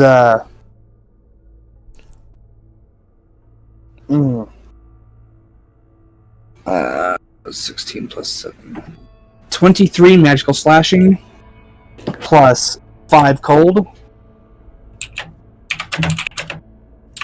Yeah, you poke him in and you poke him in the face. He looks pretty angry. And I'm gonna, in the next one. Ooh! Double sixes. And then, alright, so, 31 magical slashing. And then 3 cold. Okay, you poke it twice in his face, and it's just like you see gashes on all over his face. He looks pretty angry. Who wants to stab it next? Just Who wants their turn at the devil pinata? We're just poking at it. Yeah, I mean, I guess I might as well double tap it with Eldritch Blast. Alright, go ahead and roll your spell attacks twice for with advantage for each. Get your tickets here. A 25 to hit and a natural 20. Damn. Yeah. Okay, so D10 for one, and then D10 for another with double the damage plus any ability modifiers. Go ahead. So 18 crit damage Okay. Ooh. and 10 for normal damage. 96, 88. Alrighty, would that be okay? Bree, are you up? Bree. Sorry, music was cutting in again. For some reason, my headphones were cutting out. Alright, so Bree, would you like to poke the devil? Like the what? Would you like to poke the devil with your magic sword? You can basically Yes, you can basically roll both Yes, your I'd like to. both your attacks with advantage. Poke it with a stick. 18 and 7. Yeah, you managed to hit. Oh, so your first Don't attack forget hits. to add your plus 10 Plus 10. to So your attack, dude.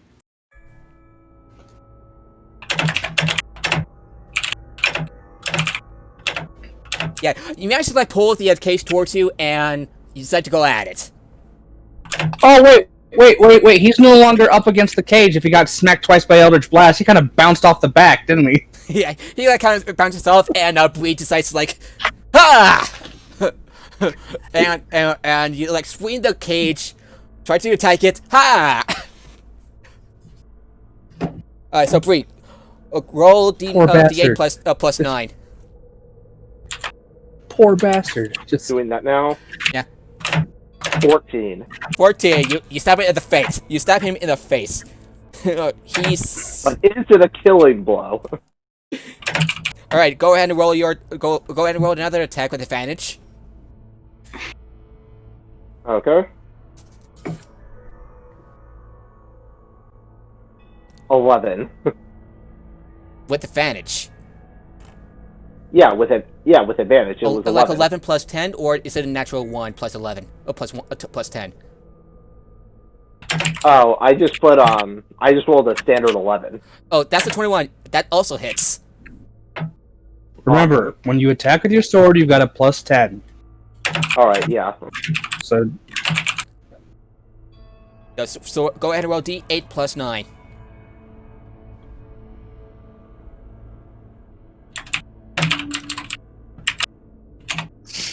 16. 15. 15 or 16?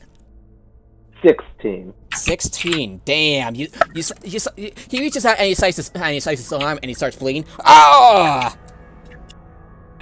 Squirrel just decides to join in the fun. And rolls a natural 20. And the devil takes 7 plus 5. 7 plus. take the 11. facial fisting. Yep, and takes about 11 points of No, her weapon. I would say her weapon is also magical, so 7, 14, 18 points of bludgeoning damage as he just like smashes breaks his hand. And he, Go to sleep. ah! Are we gonna keep going or? Yeah, or go what? ahead. Arthritis. Yeah, we're Okay, let's go. Oh, let's go one more time with the. wait. Shouldn't it be the devil's turn by this point? Nope. He just He like can't do. Cry? he tries to. He's going to see if he can use his strength check to no,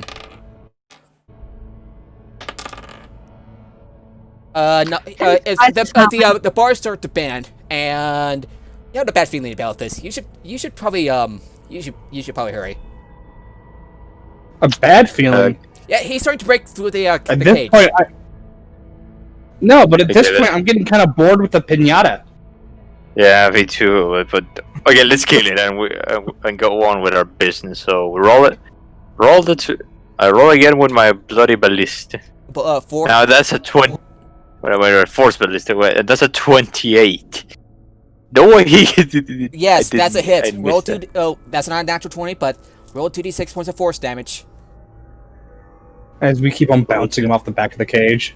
By Thank you. we, I mean apparatus and And whatever. I rolled a 7 that pushes him back. Yeah, that pushes him and the cage back. That's just like swinging back and forth. That's dangerous. You still have that Reed Dead Seagull on your inventory. You can use that as a catapult. Oh, yeah. Fucking seagull. Yeah, I forgot about that.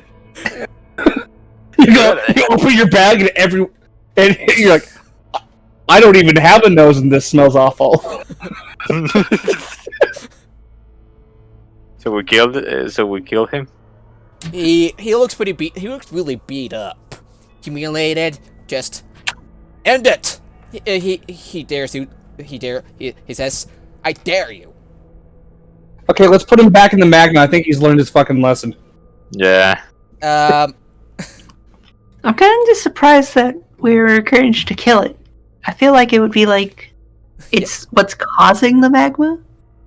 It's a creation forge that's Yeah, it's not a creation forge. standard here. It's just Oh, it's not. Oh, okay. It's just a normal forge. yeah. It's just a magma forge with a devil in it. And the The cage devil moving isn't forward, powering the and magma. Squelcher is going to attack again with advantage. Wait, Squelcher. This devil 8 might be plus- how this thing works. Nope. I'm pretty sure this thing's not part of the forge, and whacks it, and succeeds on the roll, and does 12 points of blood. It's just damage. coincidental that there's a pit of magma with the devil in it. Yeah, 12 points, and breaks another one of his hands. Anyone else want to attack it? I'm definitely gonna double tap it again. Go. Die already! 17 and 9. Misses. As the Eldritch Blast just bounces off. A 17 doesn't work. Yeah, so I guess it's like armor class 18 or more. It's got thick wings or some shit. Wait, does she still have advantage? That's with advantage, yes.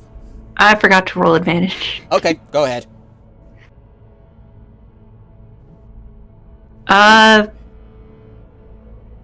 15 and natural 20. Natural 20 hits. Poor D10 bastard. times 2 plus your ability score modifier. I forgot to add my spell bonus for the 15. That still hits. Alright. Wait, okay. 8 for the non-damage, non-crit. Okay. Okay, and the other hit?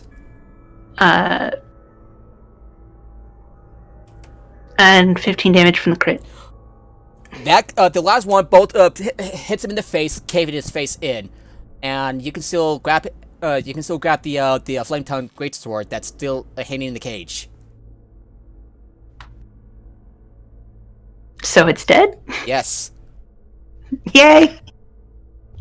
Finally! We I'll shot grab the the- fish in the barrel. I'll grab the sword. Turned out its name was Lucifer and it was evil. It's Now, grab the I thought we were sword. shooting innocent fish. now shall we keep going? Yeah, you have you find it's a circular room with 3 doors that lead to Quick other question: rooms. can we take the adamantine cage? Because adamantine is holy fuck expensive. No, it's still attached to the cage and would take a long time to get rid of it. Besides, it would fall to the lava or the magma. So, Alright, It's lower it adamantine. back- Alright, we and- lower it back into the magma, then we come back and get it later. Yeah. if you want to. Wait, Yes, what it's the hell? adamantine. Holy fuck, that thing's worth like 100,000 gold. The So we're cage. talking about like Beskar here. Yes. Oh, dude. Yeah. Actually, it's Okay. better than it would be better than Beskar. Okay, but we'll figure out how to move it later. Now we need to focus on the. All right. So you stand. Job. So you stand where the Horned Devil, where the cage was. Like I see, like between it close to you. Where would you like to? And which would you like to go? To your left, to your right, or to the room ahead? To the room ahead. What does everyone else want to do? I'm fine with going that way. I mean, if Apparatus wants to go there, that's fine with me. I would have just rolled a die. Oh, and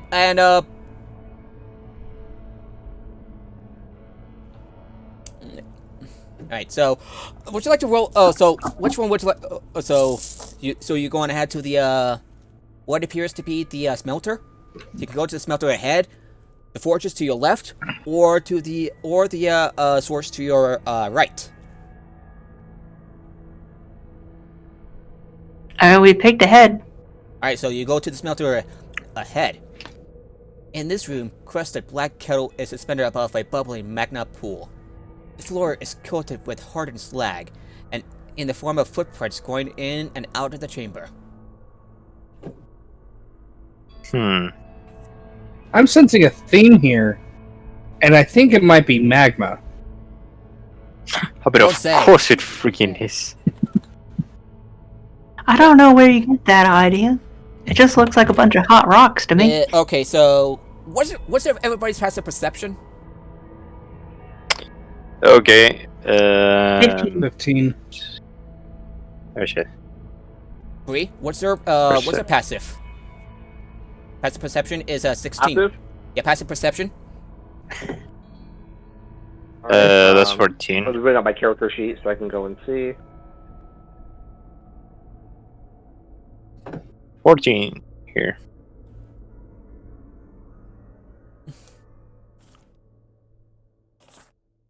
I'm not. Oh, okay, passive wisdom 16. Got it. So you notice this large magna, this large humanoid form of magna, just like trying to hide away, but trying to hide away to ambush you, but you saw it kind of a mile away, so it charges at you. Oh, fucker, we see you! Roll initiative. Again. Oh fuck. Hey! Shit! What are we fighting? Dirty 20 again. Alright. Magma golem. Oh, yay. 18. 18. Yes. 16. 18, and Bree, what'd you roll? 13. Yeah, I rolled 16. Nice. Okay. So, and the fire elemental rolled a 5. So give me a second while I get the music ready. Oh, it's a fire elemental. Yeah, it reminds you of a fire elemental. Wait, do I still have my cannon? Yeah, the cannon is just like it's like following you along. It has little legs. Yeah. Please Okay, tell I me only that think it's of like that. it's like How you the know, can can dancer lady, like I fish can only think of that everything. of Joe Craft's rendition of the Eldritch Canyon. Alrighty. Alright, so I believe Cole goes first. Is it in the magma or is it outside of it? It's outside of magma. This room doesn't. Yeah, it's like kind of outside the magma. All right, I'm gonna run up and smack it twice. Go ahead and roll your attack. Does a 18 hit? 18 hits. Yes. And then I roll a nat 18 right after that, so pretty sure 28 hits. Alright, so the first roll... 28, so 28 points down. Oh, yeah. Okay, so first roll for damage. 15 magical slashing, and... Is it weak to cold? I mean, it's a fire elemental, so yeah. No, it does regular damage. Oh, really? Alright. Then 2 points of cold damage. So how many points of damage total? 19. And we'll do a knowledge arcana check on it. See what other shit it's got. Nat 20 for 28. Yeah, it reminds you of fire elemental. Despite contrary to a popular belief, fire elemental is not exactly vulnerable to cold damage. It is, however, immune to fire. What about water? If I splashed it with a bucket, does it die? It would take extra damage. It's not a witch. No, it's a fire. It's magma, yeah. So, do you attack it again, Cole? Yeah. Second attack, like I said, was a 28.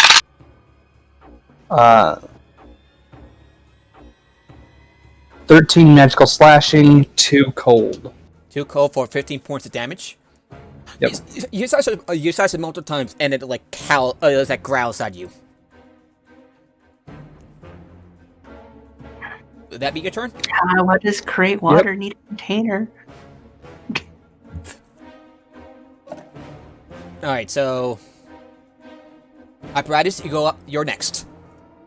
Okay, so first fire the I fire my cannon. Alright, make a spell attack with the bonus action. Okay, then so 29. That's a natural 20. Roll 2d8 Yeah. and double it. 2d8 and double. Okay, Fire 10. the pew pew. 10. Wait, 10? Okay, so 10 points of damage total. Yes. Alright, it gets knocked back. It gets knocked back further on the edge, but it recovers its footing. That's okay. Can you imagine if you only did 4 points of damage That would be embarrassing. with a crit? That would be Yeah. like, Okay. I shot it right in the eye. Ding. Damn it! Bree, you're Oh up. fucking god. And Oh, by the way, Cole, you take I'm gonna take D10 points of fire damage. I forgot. Give me a second. wait, I still need to do an action. And suddenly your clothes start to burst into flames. Cole starts to like smoke and stuff, and you take 2 points of fire damage. Okay, so you want me to roll Another initiative? 2. You're on fire. Okay, wait, Yeah, so roll initiative. You roll What? initiative. You rolled a 16, Alright. right? Yeah, No, I just rolled now. It's 14. What? Dude, we've been in combat. 14. You go before Melissa. Yep, Bree. 14. Bree, you're up. Yeah, I know. I just rolled 14. 14 Oh, plus yeah, 2 is a 16, so you're good. Yeah. Why are you just rolling initiative? Anyway, so Did what? he roll like? Okay, so Given that thought it's he rolled the same earlier. number as before, sounds like it's just miscommunication stuff. Yeah. Let's Regardless. move on.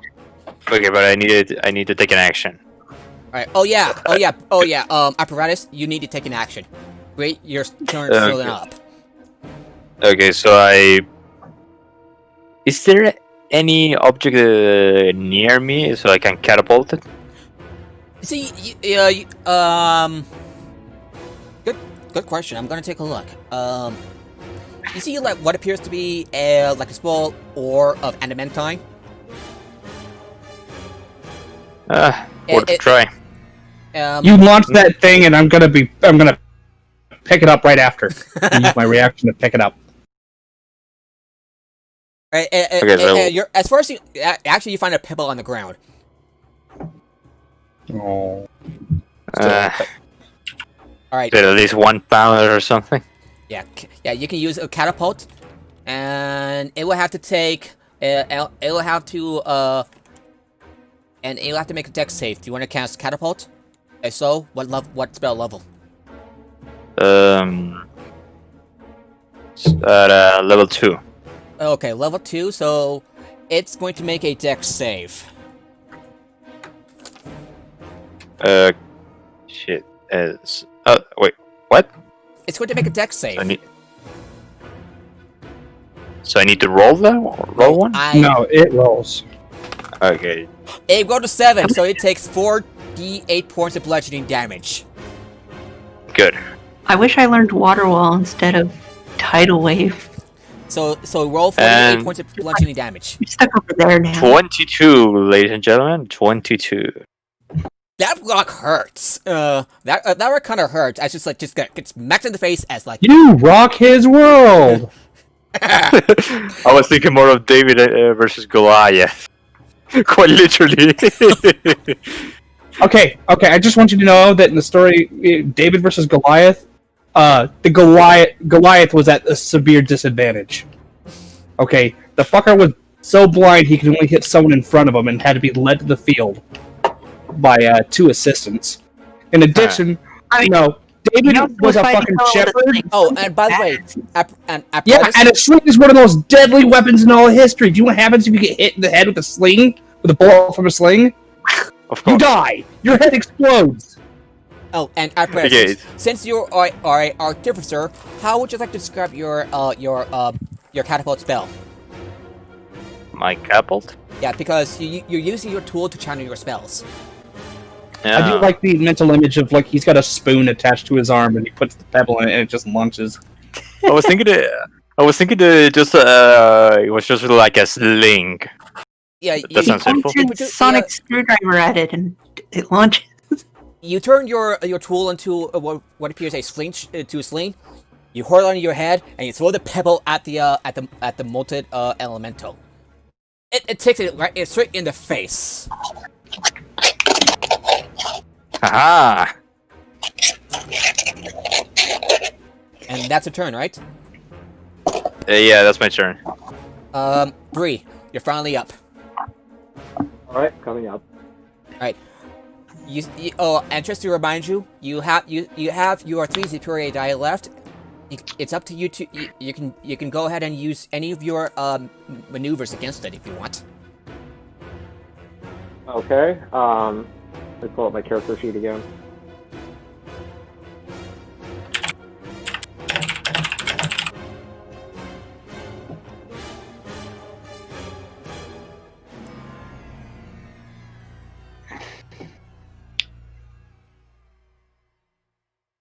Alright, so Bree. Yeah, I know. Trying to look for where the maneuvers I have. Just trying to look on the sheet. It's in the second page. Second page, okay?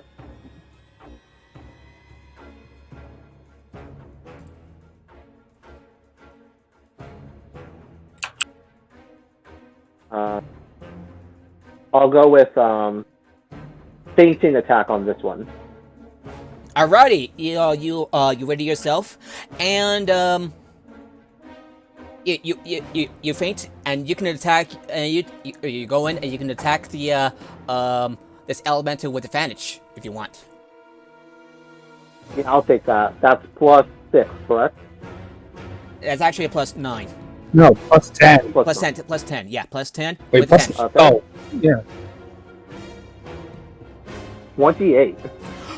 Damn. Okay, that's a hit. Go ahead and roll 2d8, d8 from your sword, d8 from your superior die, and a +9. So +9 and 2d8. Yes. Okay? 14. Not bad. Not bad.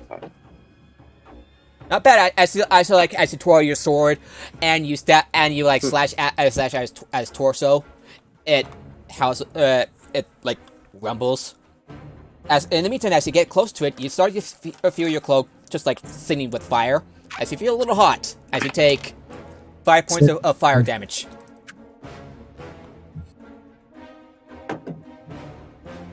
Would you like to take it to do another attack? Yes, I'll take another. Just a standard attack for this one. Fair enough. Go ahead and roll. Alright. 19. That also hits. Go ahead and roll d8 plus 9. Alright. 14. Yeah, more slices, and it's starting to crumble apart. It's not much longer for this world now. Well, Lisa? Alright. I think I'm gonna do the try and intrude warlock method of fucking Eldritch Blast the fucker. Eldritch Blast. A warlock's answer to everything. Go ahead and roll your 13. What? 13. That hits. Go ahead and roll your damage. 7 damage. Yeah. Yeah. Second plus. Okay. It starts. The hardened lava starts to crumble. And you start to see what appears to be a body of a warforged. Just like underneath. Huh. Interesting. Neat. 24 to hit. That hits. Huh. That hits, damage. and that hits, and you don't need to roll damage. This elemental comes to the ground, leaving behind a corpse of a warforged. Oh. I'm gonna go examine the Warforged. I rushed and inspect. Inspected. Alrighty, give me a second. Sure you don't want me to put a couple extra rounds in there, make sure it's dead. I'll make sure of that. I have my mace. Okay. Yeah. Apparatus, Cole, go ahead and roll. Go ahead and roll an Arcana check. Okay, so that's What's 25? Oh yeah. An 8. 14. Okay, Cole, Apparatus, you determine that whatever that the Warfare somehow bound an element to it. You see Squelcher look on and says, "Huh, that looks like one of the Warforged workers here. There might be another worker around here somewhere. We should take a look around. Oh, and by the way, you're welcome to smelt some adamantine ore." Yeah.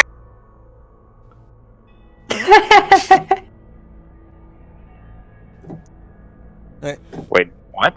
Yeah. What? Yeah, it's in the storage to the left if you leave this smelter behind. Huh.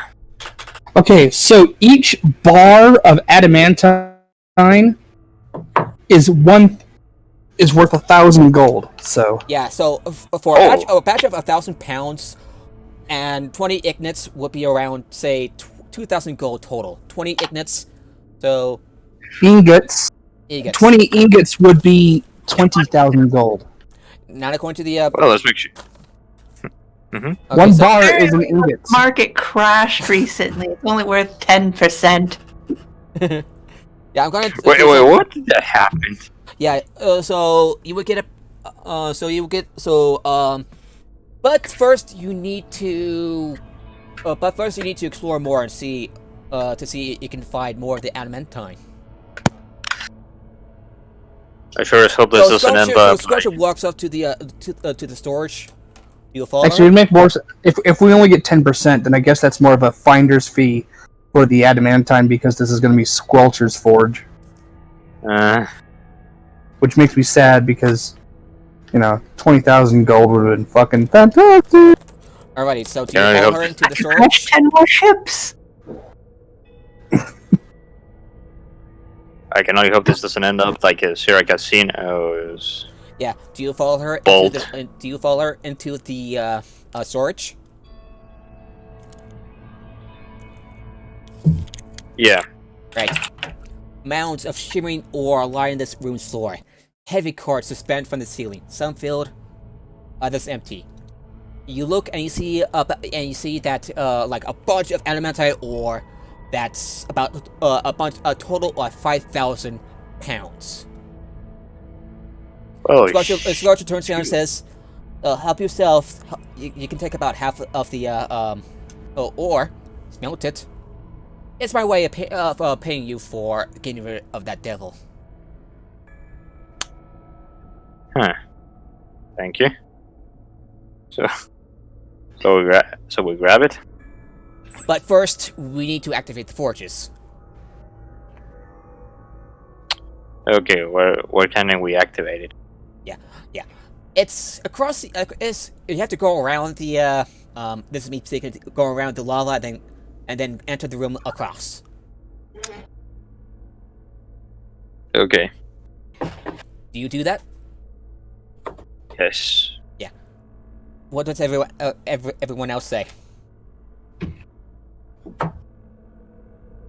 Hell yeah, because again, it's adamantine, and if is it pure adamantine ore? As far as you know, yes. Or is it and we're taking half, and you said it was how many pounds? Yeah, how many pounds? You take half of it, which is a total of 2,500. Jesus! Shoot. Okay. There's got to be something wrong with that module because that's 2.5 million gold. I don't know, maybe 5e crashed the adamantine prices. No, that's the 5e adamantine price. Is 10,000 gold per 10 pound ingot. Well, Yeah, that is true. Maybe so, the model that, was- if that is to 1,000 pounds, 12 adamantine ignits worth 2,000 gold total. 20. 20 for 1,000 pounds. So 20 ignits for 1,000 pounds worth. So you would get about 2,000. Okay, so 2,000 for 10. There is an amount of that adamantine worth X amount. Yeah, so you got about 25,000, 40, 50. So you get about 5,000 gold total for your efforts. But you need to activate the forges. So who will want to go to the smelter and smelt that half?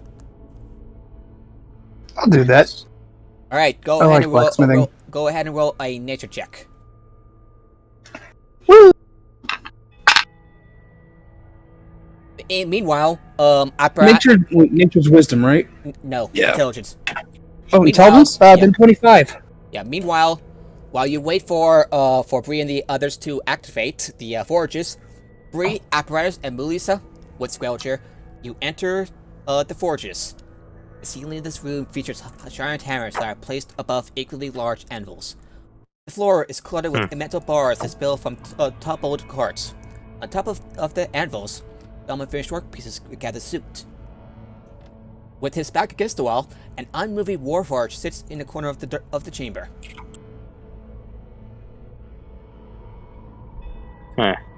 Bree, what do you want to do?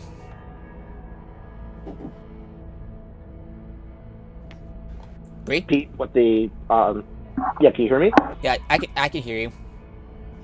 Yeah, I was saying, so You want- describe the layout that's in front of us now. Ceiling of this room features giant hammers that are placed above equally large anvils. Floor is cluttered with metal bars that spill from top of carts. On top of the anvils, some unfinished work pieces gather suit. With his back against the wall, you see an unmoving warforged sitting in a corner of the chamber. This is what 10-foot poles are for. Poke, poke, poke. Hey, you awake? Poke, poke, poke. Hey, Yeah, poke, poke. Cole, are you with Wake up! Are you with the others? Yeah, since we have to... it's not like I can smelt this shit before we turn on the... Forges. Yeah, so Yeah. this warforged looks up to you. Hello, my name is Nail. Bolt went down to the smelter. I think maybe you can find Bolt there. Squelcher says, Squelcher looks around a little nervously. Bolt bounded with an elemental. Bolt decided that being the core of a magma elemental was a good idea. Bolt is also dead. What? But Bolt went down to the smelter, I think. Have you found him? Yep. Well, Here, I'll be right back. Can I go back to pick up the Warforged? actually, the Warforged body, Bolt has his like the metals on his body has melted down, but it's like melted, like it's just like melted remains.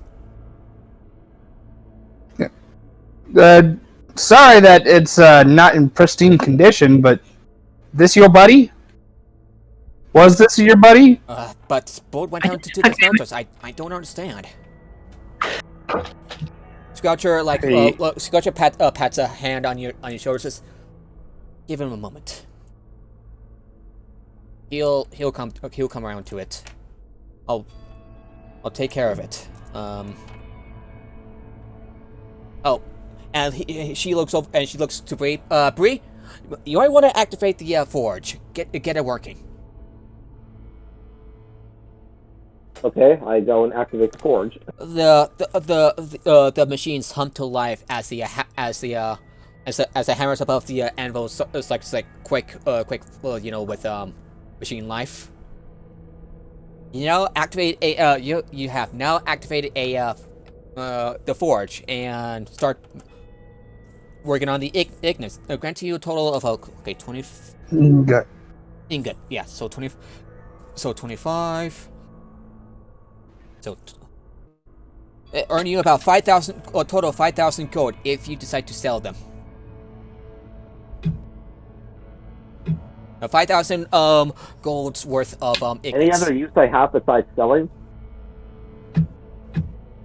You can Adamantine? Yeah, adamantine. You can go. You can see You if can like cut weapons in it and shit. with perhaps apparatus help, you can make yourself a suit of adamantine full plate. Yes, I'd like to do that. Apparently the Okay. price for adamantine in 5e is weird. Apparently in That's not waste it. Thunder gives you 1,000 pounds of adamantine, and it's worth 15,000 gold. Yeah. So you gain a total of That's weird. And Zenithar's guide, buying a fully adamantine weapon is just that weapon's cost plus 500. So yeah. So You guys so think I each of could you do? would gain about Yeah, about right. If an ingot is 10, if an ingot's 10,000, and most weapons are between 2 and 3 pounds. Yeah. And an Ingot ingot is 10 adamantine pounds. bar is about 10 pounds. It's like you. Oh wait, no, yeah, that's 1/20th. Never mind. I don't know why my math was all fucked up Yeah, right so there.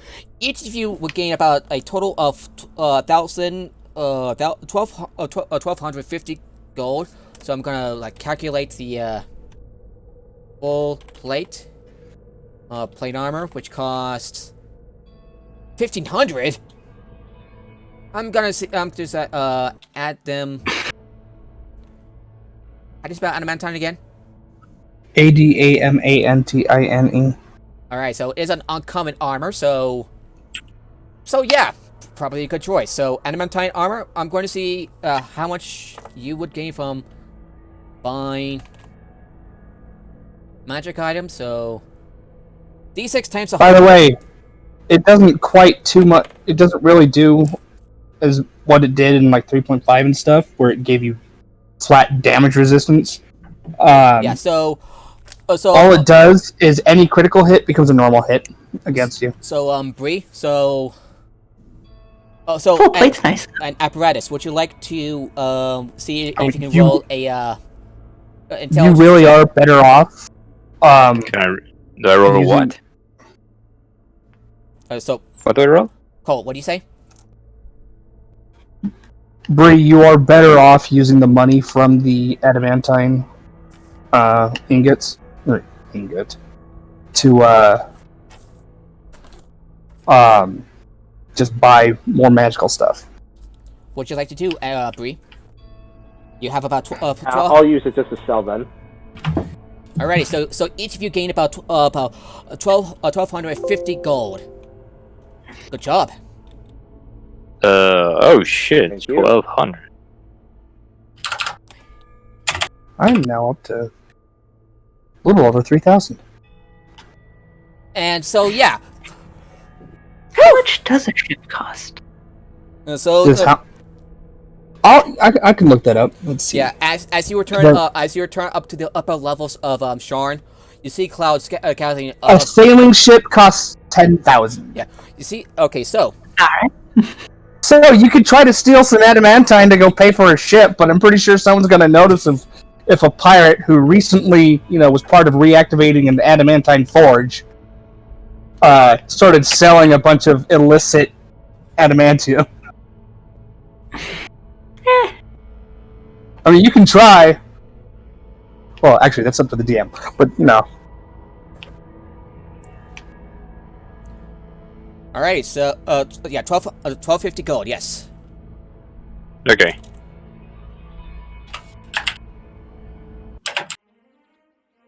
So you return up to the upper levels of Sharn with your newfound rewards in hand. You hear the booming and the cracking of lightning and thunder, and rain starts to fall. Like that starts with drip, drip, drip, drip. drippy drip, drip, drippy drip, drip. Whoa, drippy drip, drip, drippy drip, drip. Whoa. Yeah.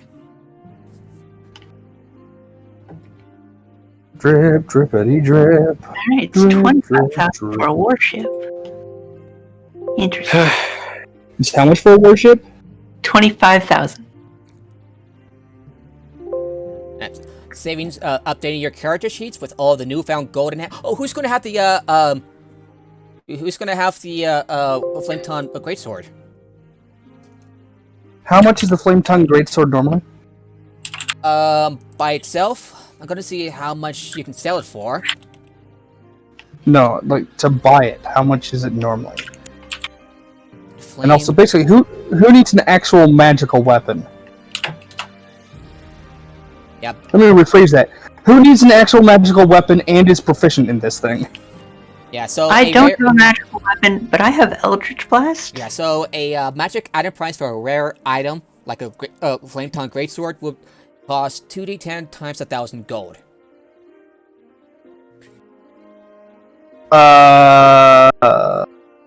Who wants to split it? However, obviously the pirate doesn't. She'd rather have the whole damn thing. But I don't want it. I can't use a greatsword. Yeah. No, split as in sell it and split the. And if you decide to sell the greatsword, you would gain about 4,000 gold by itself.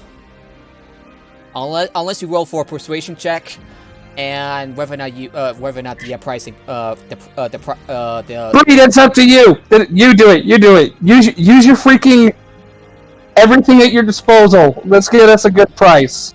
So, Bree, what would you like to do with the greatsword that you have acquired from the devil through lethal means? Bree? I'm thinking of actually using this sword to go and replace my current one. It's a great sword. It's a great sword. So yeah, I'll take it as my own. You realize that your fighting style is dueling, meaning you have a +2 to one-handed weapons. Awesome. And okay, great swords are two-handed. Yes, great swords are two-handed, so it wouldn't be as much use in your hands. So you literally do almost just as much damage with your longsword, with a plain longsword. That's true. If that's the case, then I guess like, I don't know, sell it then?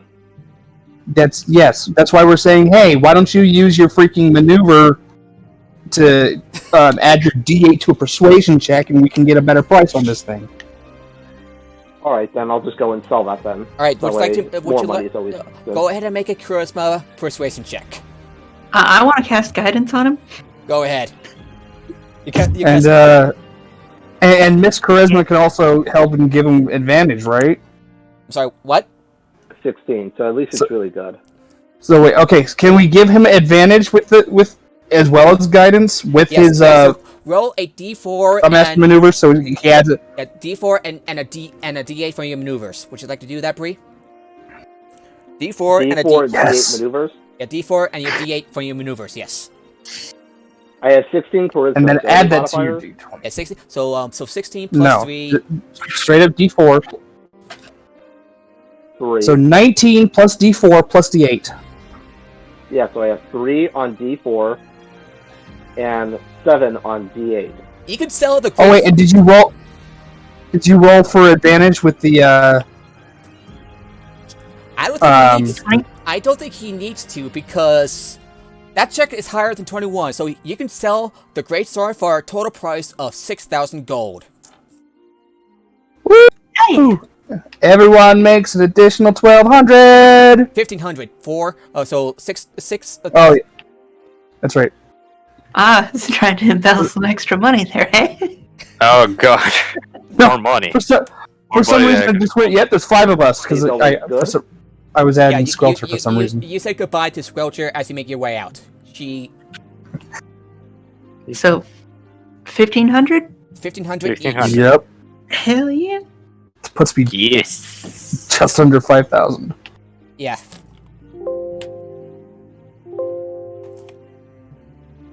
Yeah, you have at price I think you have about 5,609 gold. Holy crap! And 1 copper. As for and 1 copper. 1 fucking copper. And I found a penny during a fight. was like that scene from Airplane or whatever fucking movie it was. For Bree, you have about 5,331 gold and 8 silver. Holy crap! Nice job. So, Awesome. and Cole and Melissa, add 1,500 gold to your sheet. Well, Yep. that's gonna be a lot of gold to spend. What are you gonna do? Can you imagine all the hookers and blow I can get with this? No.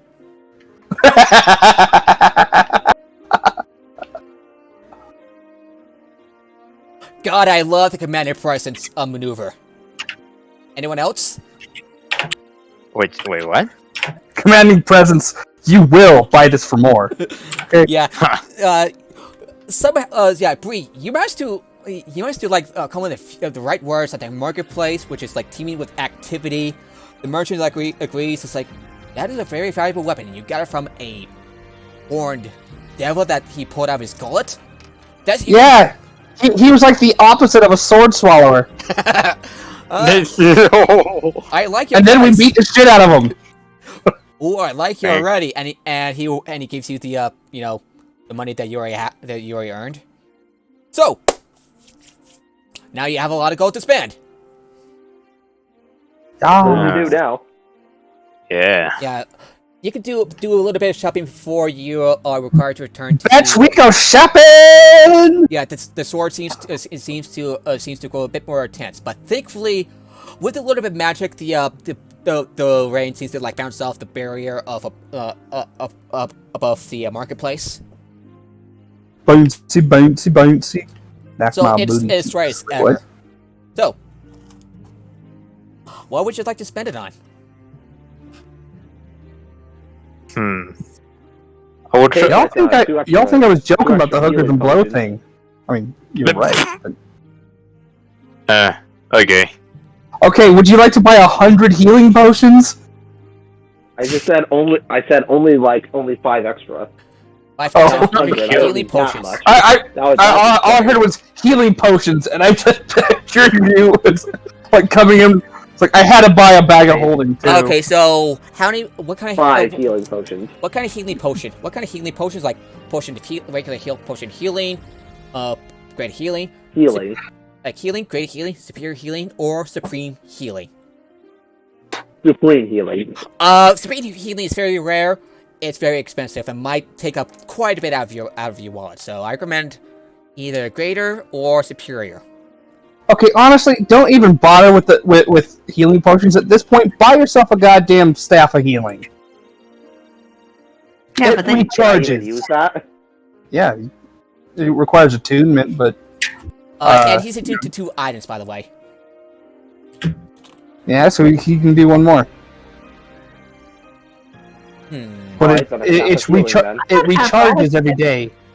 I'm currently looking through all the magic items. Give me a second. So at the very most, you can find common, uncommon, and rare magic items, and the occasional very rare items, but they are very expensive. And like it says in the title, very rare.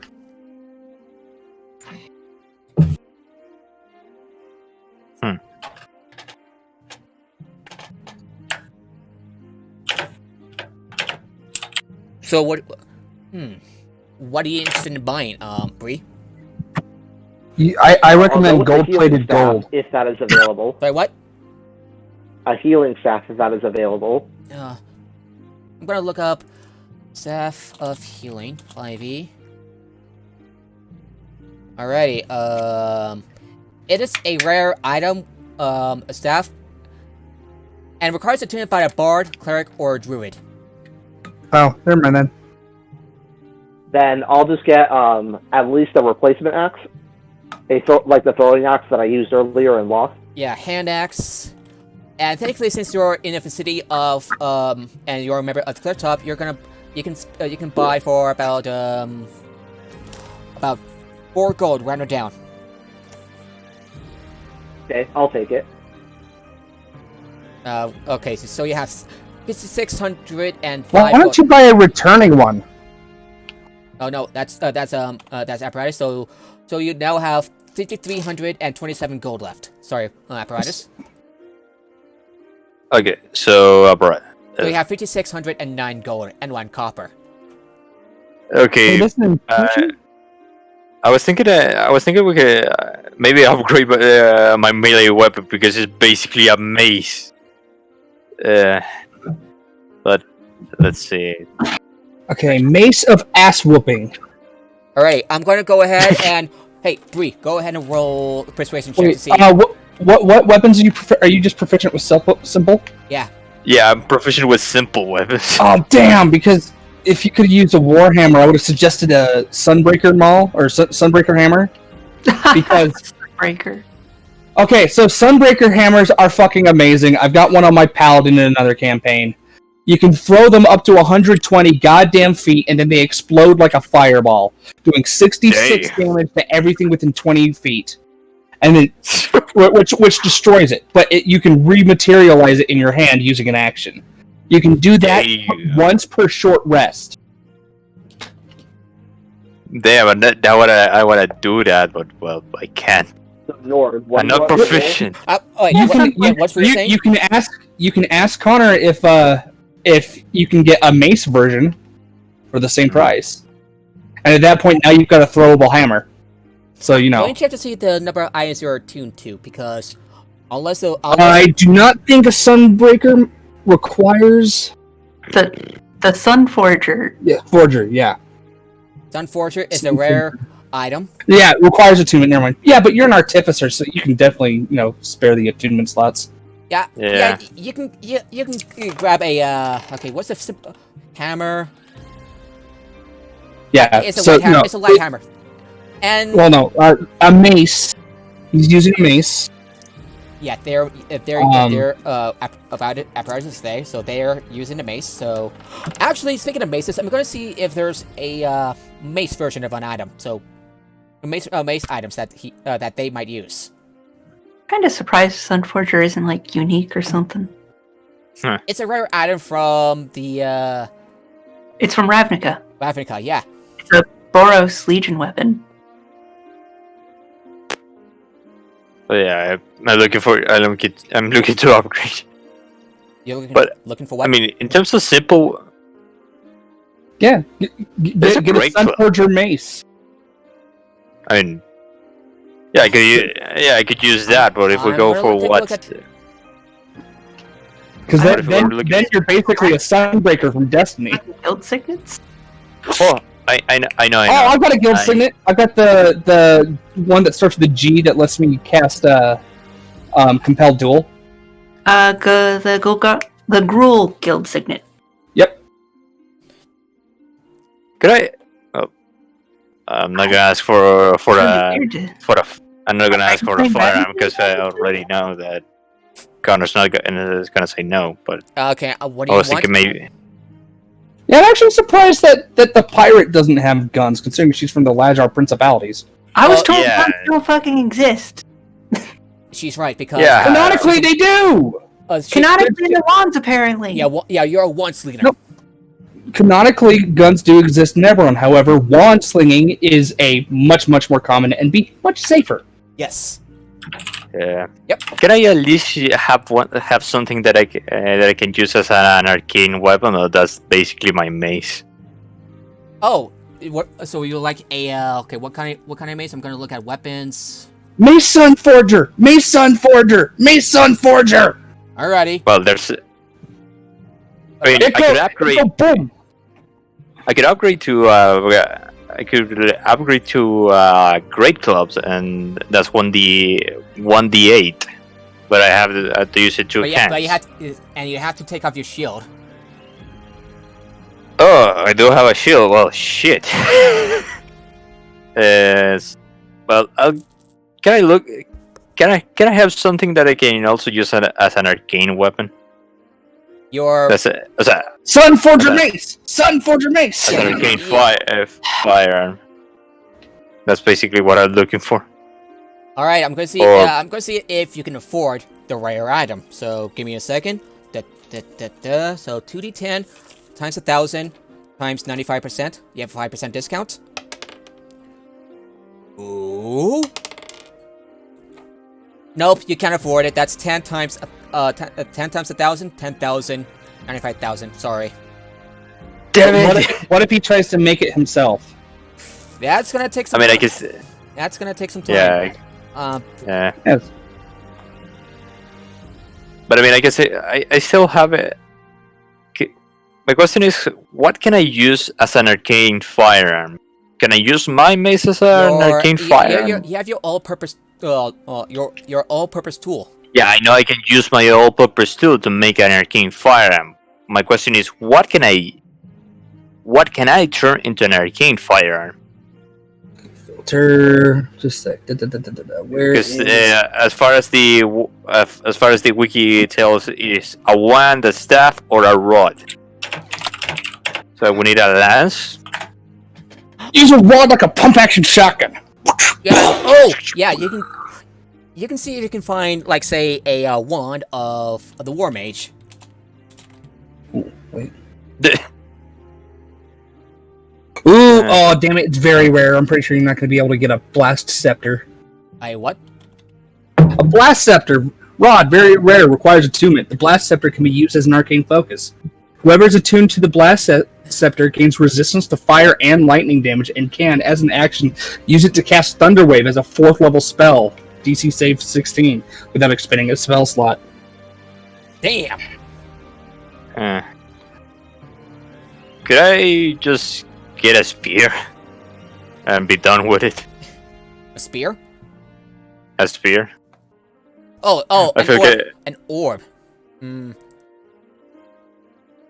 Oh, never mind. Yeah, definitely not going to go with the Rod of Vonendad because those are 100 pounds each! Anything that I can use to go pew pew. I'm thinking. Pew pew pew. Ooh. Devastation! Oh no, those are very rare. Damn it. Let's see. Ooh, what does the Orb of Shielding do? Nah. Yeah, nah.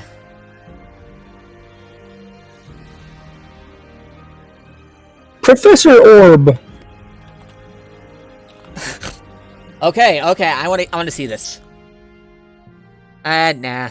That's... Each Professor Orb... Basically, it's Bob from the Dresden Files. Bob the Skull? Yes. Minus the horniness. Or that white skull dude from Planescape Torment.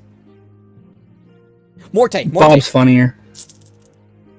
I'm not sure about that.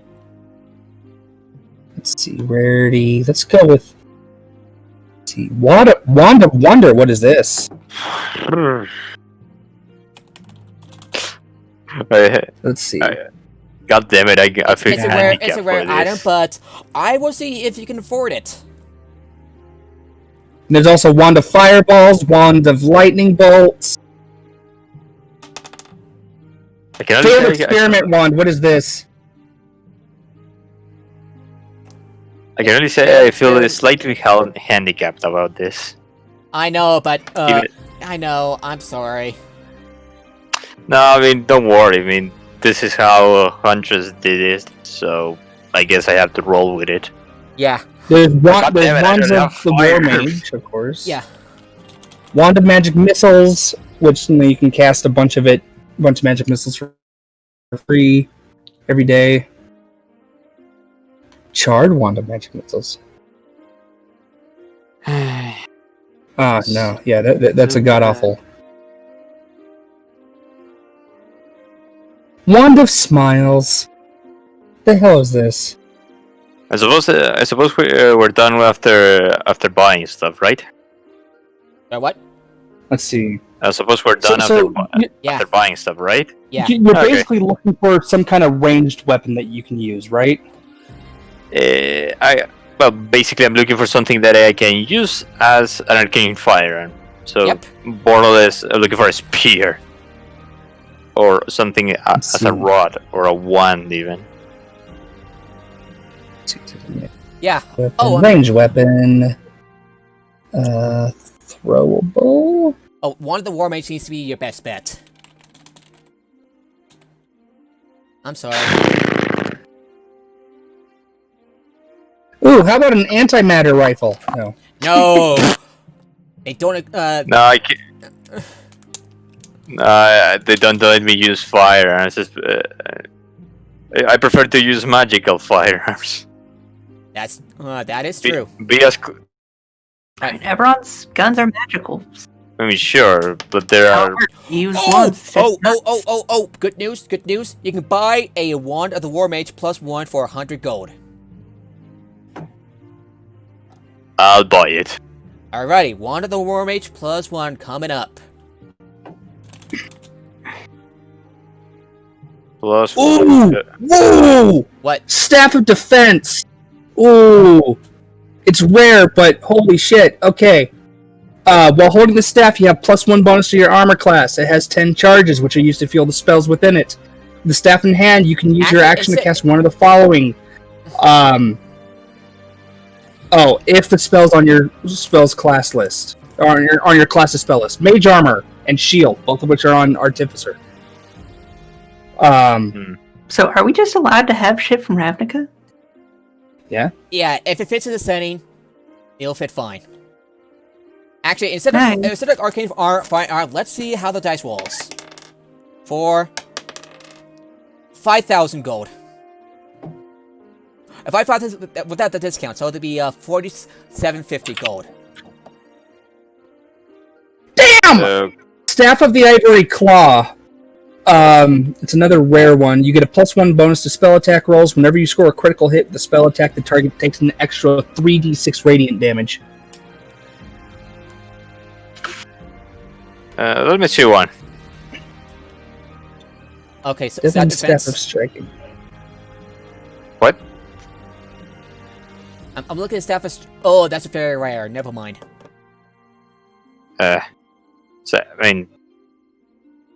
So, what the hell do I use now? Would you like to would you like to buy the Wand of the War Mage, or go with something else like staff of defense? It's a lot more expensive. Let's go with a wand.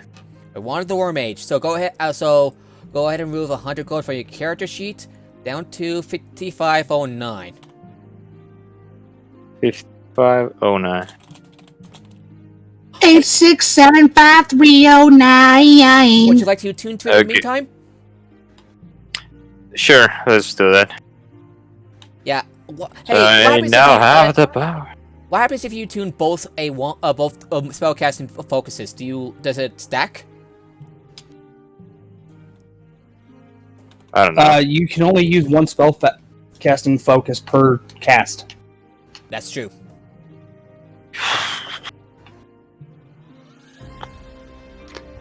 Alright, what about a Mizium Mortar?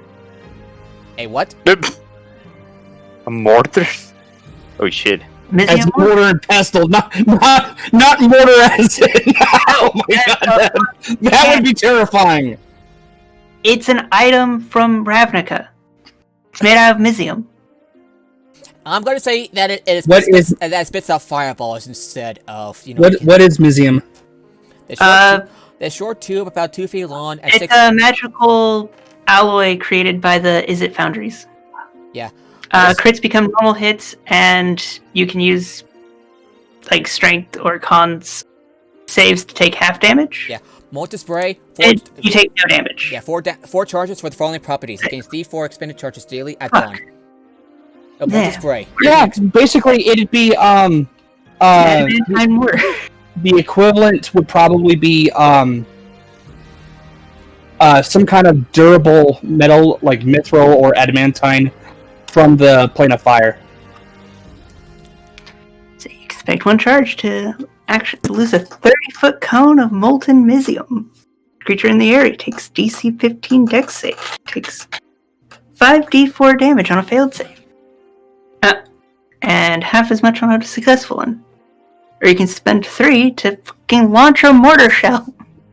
So, when you first said mortar, I was not thinking like, the weapon mortar. I was thinking like mortar and pestle. Like, what would you need? Yeah. But still.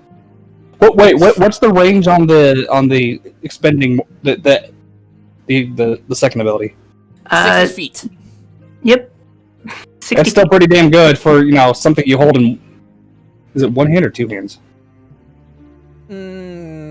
It's 2 feet long, 6 inches diameter. Nice. It doesn't say how. It's a wondrous item. It doesn't say you have to two-hand it. Wait. So are you saying you can put it on your back like a Mandalorian missile backpack? Yeah. Damn. Yes! This is why I avoid the Ravnica shit. Ravnica's silly as shit. No, it's And awesome. You don't You get it roll right. with it. You just pick a spot and you bombard it. Oh yeah. Or it's a flamethrower. Yeah. Go. I'm gonna see how much you would have to spend Oh, probably a lot. It's a rare thing. for 6,000. Okay, 6,000. So 5,700. That should be just within your budget. You can make you can go ahead and make a negotiation with a charisma persuasion roll.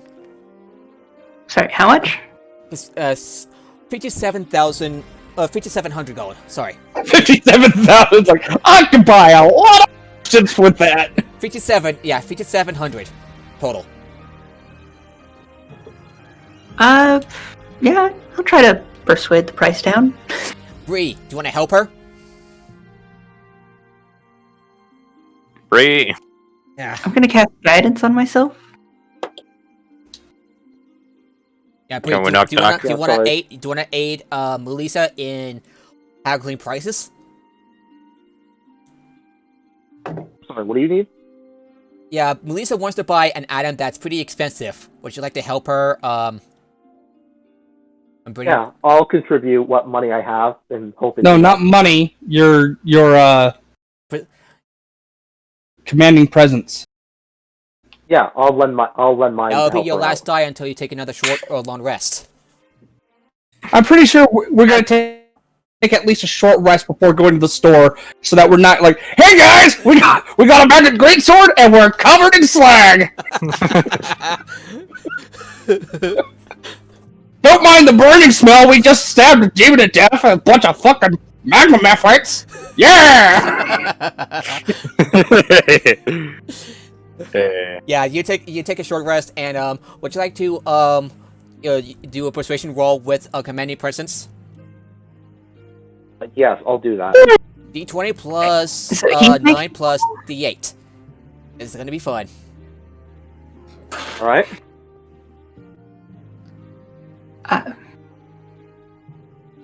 27, 14. Damn. Okay, you can bring down the price to half of that. So 57. 57 divided by 2. 2,850 gold. No more, no less. All right. You successfully persuade them to cut the price in half by saying you'll make a missile backpack as long as they get to watch you fire it. And there's some crazy shit right here. How much does it cost? 2,850 gold. But you're a pirate. Do you want it to look like a ship cannon? I mean, of course. Either that or do you remember the scene from I think it's the second Pirates of the Caribbean movie where the midget comes up with the arquebus and fires and blasts himself back? Yes, I remember that. Coming up with an arquebus. Boom! Wait, I remember something else. What are you looking for? Let me check.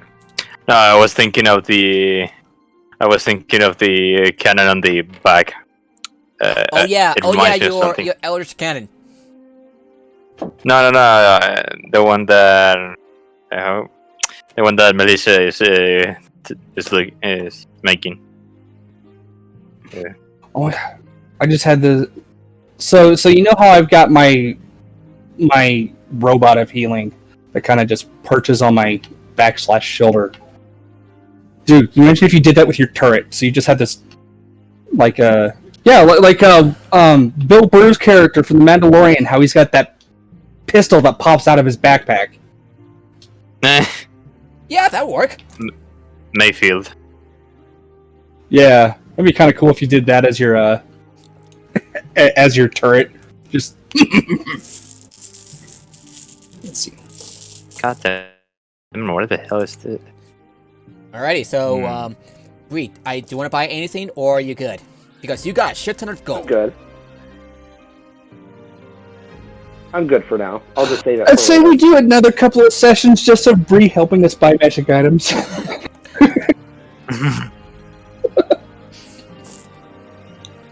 Oh yeah, you can buy a +1 shield. That's a uncommon item. You can place your arrow catch. Wait, I thought I already...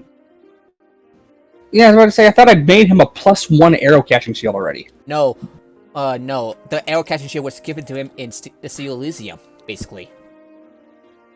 Yeah, no. I thought I made it +1 after that. No, you didn't. Oh. Who did I make their weapon magical, or... +2 longsword. +2 longsword to Bree. Remember?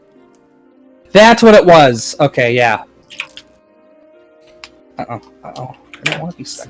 So if you decide to buy the buy a +1 shield, that you have to replace your arrow catching shield and give it to someone. Or you don't have to. And I don't know. So what do you want to do? Or you can trade in the arrow catching shield to reduce the price. I'll be right back. Can you relay the 2 options again? You said to give something to someone else or not to. Or not. Yeah, you can give the shield to someone if you want to buy a +1 shield, or exchange that shield for a +1 shield. I'm gonna take a look at the arrow catching shield. See, arrow catch. I'll just give the shield away for anyone who wants it. Yeah. With whenever an attack makes it a ranged attack against a target within 5 feet of you, you can use your reaction to become the target of that ranged attack instead.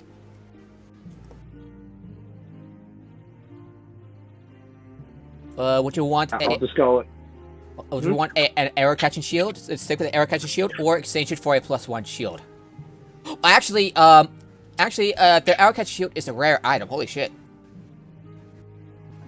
I afford it. You have that shield. Oh, okay then. Well, is this new shield to get? Is it better? And if it's better, by how much? The +1 shield increases your armor class by 1 to a total of 22 if you pick that shield. Because they're gonna. And how much is the cost? It's an uncommon item, so it's gonna cost you. I'm gonna pull out my D6 and subtract the 5. Oh, by the way, apparatus. I forgot about the 5% discount. Yep. So add 5 gold to your character sheet. So you'd have 55.14 gold. Okay, 55. Yeah, I'm gonna roll. Wait, I just realized what it has to look like. What that mortar has to look like. Yeah, so 200 gold minus 10, so 190 gold for an uncommon shield, for a shield +1.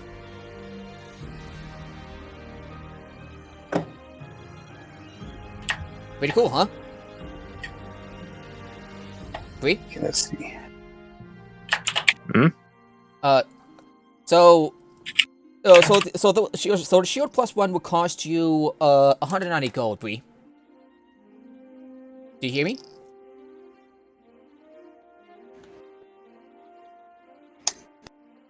Let me message. Bree. There I'm we go. looking for them.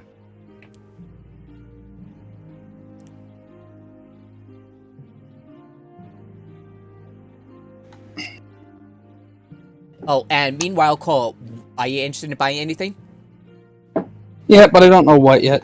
Or you can straight up go with what weapon is this from Bloodborne? Just a second. It's just called a cannon. I basically just have a magical Roman candle that kills people. Okay. Oh, As by opposed the way, to a non-magical one that kills people? Oh, and I by mean, the way- I'm pretty sure Roman...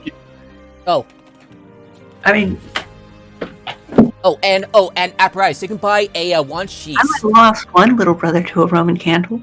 Not that. A what? A wand sheath. It's a common item, clamps onto your arm and imparts the following benefits. Wand sheath can't be moved for you while you're attuned to it. You can sort of wand into the sheath as an action. The sheath can only hold one wand at a time, and you can extract a wand from the sheath as a bonus action.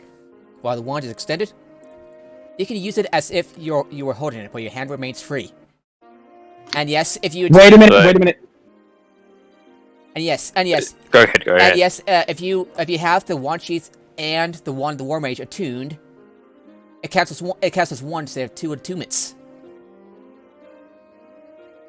So Wait, how many attunements do you have right now?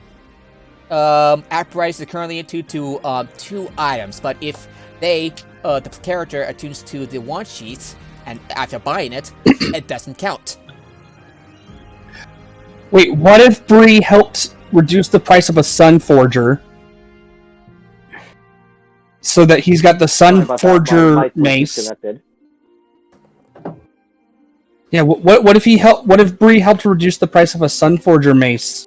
So he's got that plus the wand sheath. Yeah, I'm gonna roll for the my wand sheath. persuasion skills to keep getting everyone cheaper stuff. 76 gold for a, I'm gonna re-roll again. Actually, you know what? I'm just gonna roll for 5 plus, okay, so 4 plus, 5 times 10, 50. Nah, I'm just gonna, screw it. 30, okay, 40 gold. Actually, you know what? 20 gold. You can buy a wand for, 30, about 28 gold, round them down, for a wand sheath. So basically, you have a holster Yes. for my sheath. It's more it's more like do you remember the little pop-out missile thing that Iron Man has on his forearm? Yeah. It's like that, but for a wand. Sure. And so you know, which means that you could still hold a weapon in that arm or a shield. Yeah. So, would you Okay, like to buy and attune to a wand sheath? It's basically a free attunement slot. Yeah, sure. All And right. then get the Sunforger mace. And Using Bree to reduce the price. 50. You know, I have about 54, Okay. 86 gold. So, I'll try. So, what was the gold amount? So 9,000. So 80. See you guys later. All right. So Okay. I'm gonna try again just for simplicity's sake. Still said in the same thing. 10,000 gold, 9,500 gold still. Okay. So, Bree, make your rolls. You have the gun? Make your persuasion roll again. With the commanding presence. So D20 Okay. plus D8 plus 9. Alright, so 21 and 11. Damn. So, 32. Wait, 32. How'd you get the 11? Okay, so 21 from what exactly? We went from D20, and then the D8 was, yeah, the That's a D8 20 was... that's a Oh, the 20 D8's just a... 11. DH is a D8. So that's, I'm gonna assume. Yeah, it's just a flat D8 for that. So So, 29. So 29. Yeah, that reduces to, okay, 95.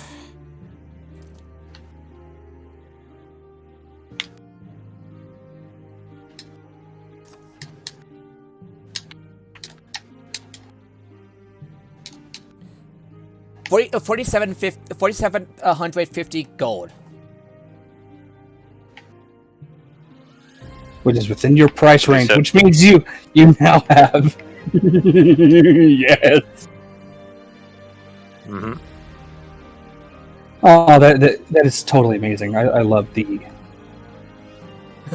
sheer awesomeness of what you can do now. So, would you like to buy it, or what? Yeah, let's do it. 4750 gold. Okay, that leaves you down to 736 gold as you buy yourself a Sunforger version of a mace. So, okay, so 700 And 36. and what? 36 gold. Okay.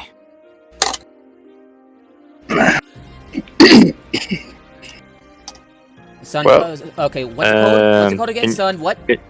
Sunforger Mace. Sunforger mace. And would you like to attune to it? Well, yeah, he would have to in order Yeah. to use it. Yeah, I need to. Alrighty, so you are now attuned to a total of technically 4, but still technically 3 items total. You cannot attune to any more items unless you had to unattune to one item in order to. Now, if you want to attune to a shit ton more items, you got 2 options. As an artificer, as you level up, you get to attune to extra things. 2, there's a feat that increases the amount of things you can attune to. Both of which are amazing. Yeah. Right. So can can somebody give me the Oh, and by the way, The stats? Okay. the info for the character sheet? Sunforger Mace. Yeah, Sunforger. Okay, Sunforger mace. you gain a +2 bonus to attack rolls. Holy shit. And damage. It counts as a +2 mace that could basically you can cast Fireball with. Once per short rest. I can't find it. Yeah. Bree, you're able to use a bit of your fame to convince the merchants to give you a lower price. And just basically by your sheer presence of your sheer awesomeness. God, that commanding presence is good. And I'm pretty sure I might break the game, but whatever. I have no idea. Well, you can compensate it by having very fucking hard enemies. It's like, you know who I am, Man. and you also know the kind of exploits that I regularly go on, and will continue to go on.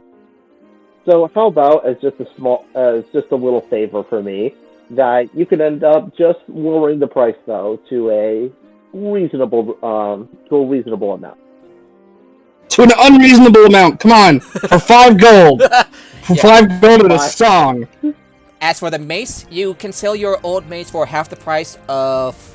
I'm gonna round it up to 2 gold and 5 silver pieces.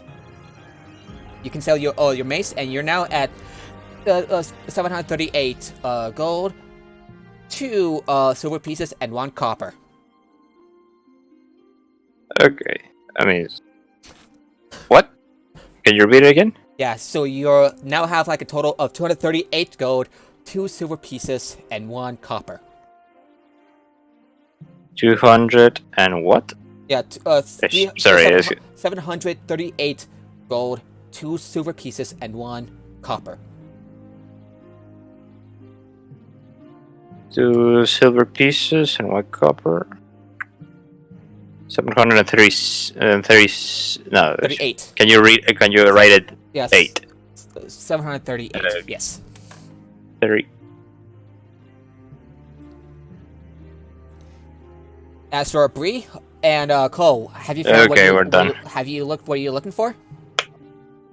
Yeah. I already have what I'm looking for. I'm just here to help you guys. Yeah. So what is it that you got, Bree? Mainly just got the replacement axes. That's all I really needed. Let me take a look at your potions. Yeah, you got plenty of potions. You got your 3 potions of healing, a potion of heroism, and yeah. Okay, you got back your second hand axe basically. So you now back to 2 hand axes. Cool. So, do you want any more healing potions, by the way? How does a potion of greater healing sound, or a potion of superior potion of greater healing? Agree? Yep. would you like to buy some healing potions? Especially a greater healing potion? Sure. I'll take one. I'll take one superior healing. Superior healing. Oh, that's a rare one. So I'm gonna like. Okay, so buying. Thankfully, greater like rare potions are halved. 1. Okay, 2,000 and will cost you 1,000 gold, Bree. 1,000, got 1,000 gold, and with the discount, you can pay about 900 gold. No, 950 gold. You want to buy it? Yes, I want to get. All right, so 57. Okay, 53, 27 minus 950. Returning isn't a magical weapon property you can do? What the hell?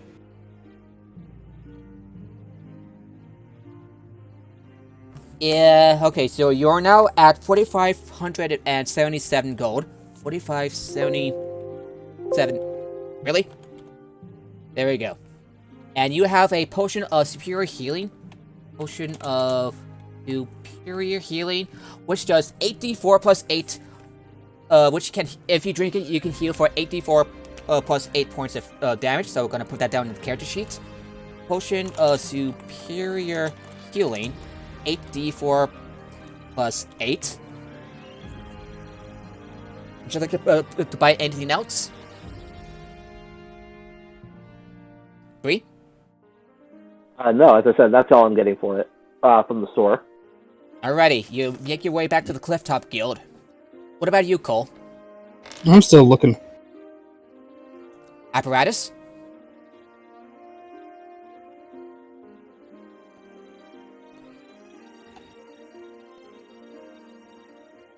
Wait, didn't Apparatus already buy everything that he could? That they could, yes.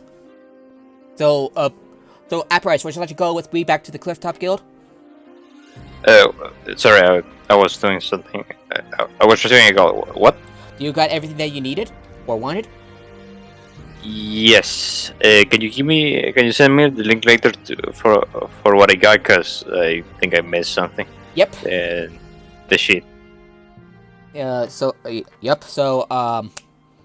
you and I Bree. said how to. Apparatus. You and Bree. Would you like to return to the Clifftop Guild with Bree? Yep. Okay, you go over there, or what if you for your next assignment? Cole, what about you? Let me go plus 2. Oh, that's very rare. Damn it. I was thinking maybe getting plus 2 armor. Yeah. Bree's off back at the Clifftop Guild, waiting for you.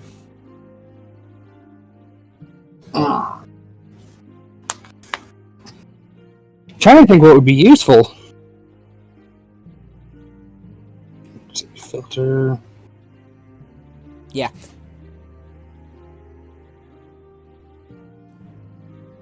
Okay then. Oh, that was fun. So, we're just about to end the session. So, Cole, would you like to buy something off screen? Sure. Alrighty. And with that, we put this session to end. How was it, everybody? How was it? Pretty fun. That one better than expected. I was kind of scared because I haven't used magic like at all. But it was less complicated than I thought. Yeah, just basically. Yeah, you eventually get used to it. So it's basically more. Do you drain something? Do you drain like mana or something, or is it just? It's spells per day. Or, so I can only use it. So I can only use it once per rest. Number of slots. Wait, for what? Sorry, what? Spells. Spells. So how the hell does that work? Because I can only use one spell per rest, right? No, multiple spell slots per rest. So for a artificer at level 7, you can spend 4 first level spells, 2 and 3 second level spells per day. before you go for a before you rest for a long before you go for a long rest. Okay. That applies to most spellcasters, with the exception of a warlock, which they can use where they can recharge their spells on a short rest. A short or long rest. Yeah. Does that make sense? Okay, it does make sense. So it depends. Yeah, it depends. And with that, Okay. So, how was it, Cole? It was fun. Yeah. There is a magical battle axe called Bob. Really? Yeah, it's from the Tomb of Annihilation. An axe named... Oh shit, you're not kidding. Yeah, it's called Bob because it bobs in the water.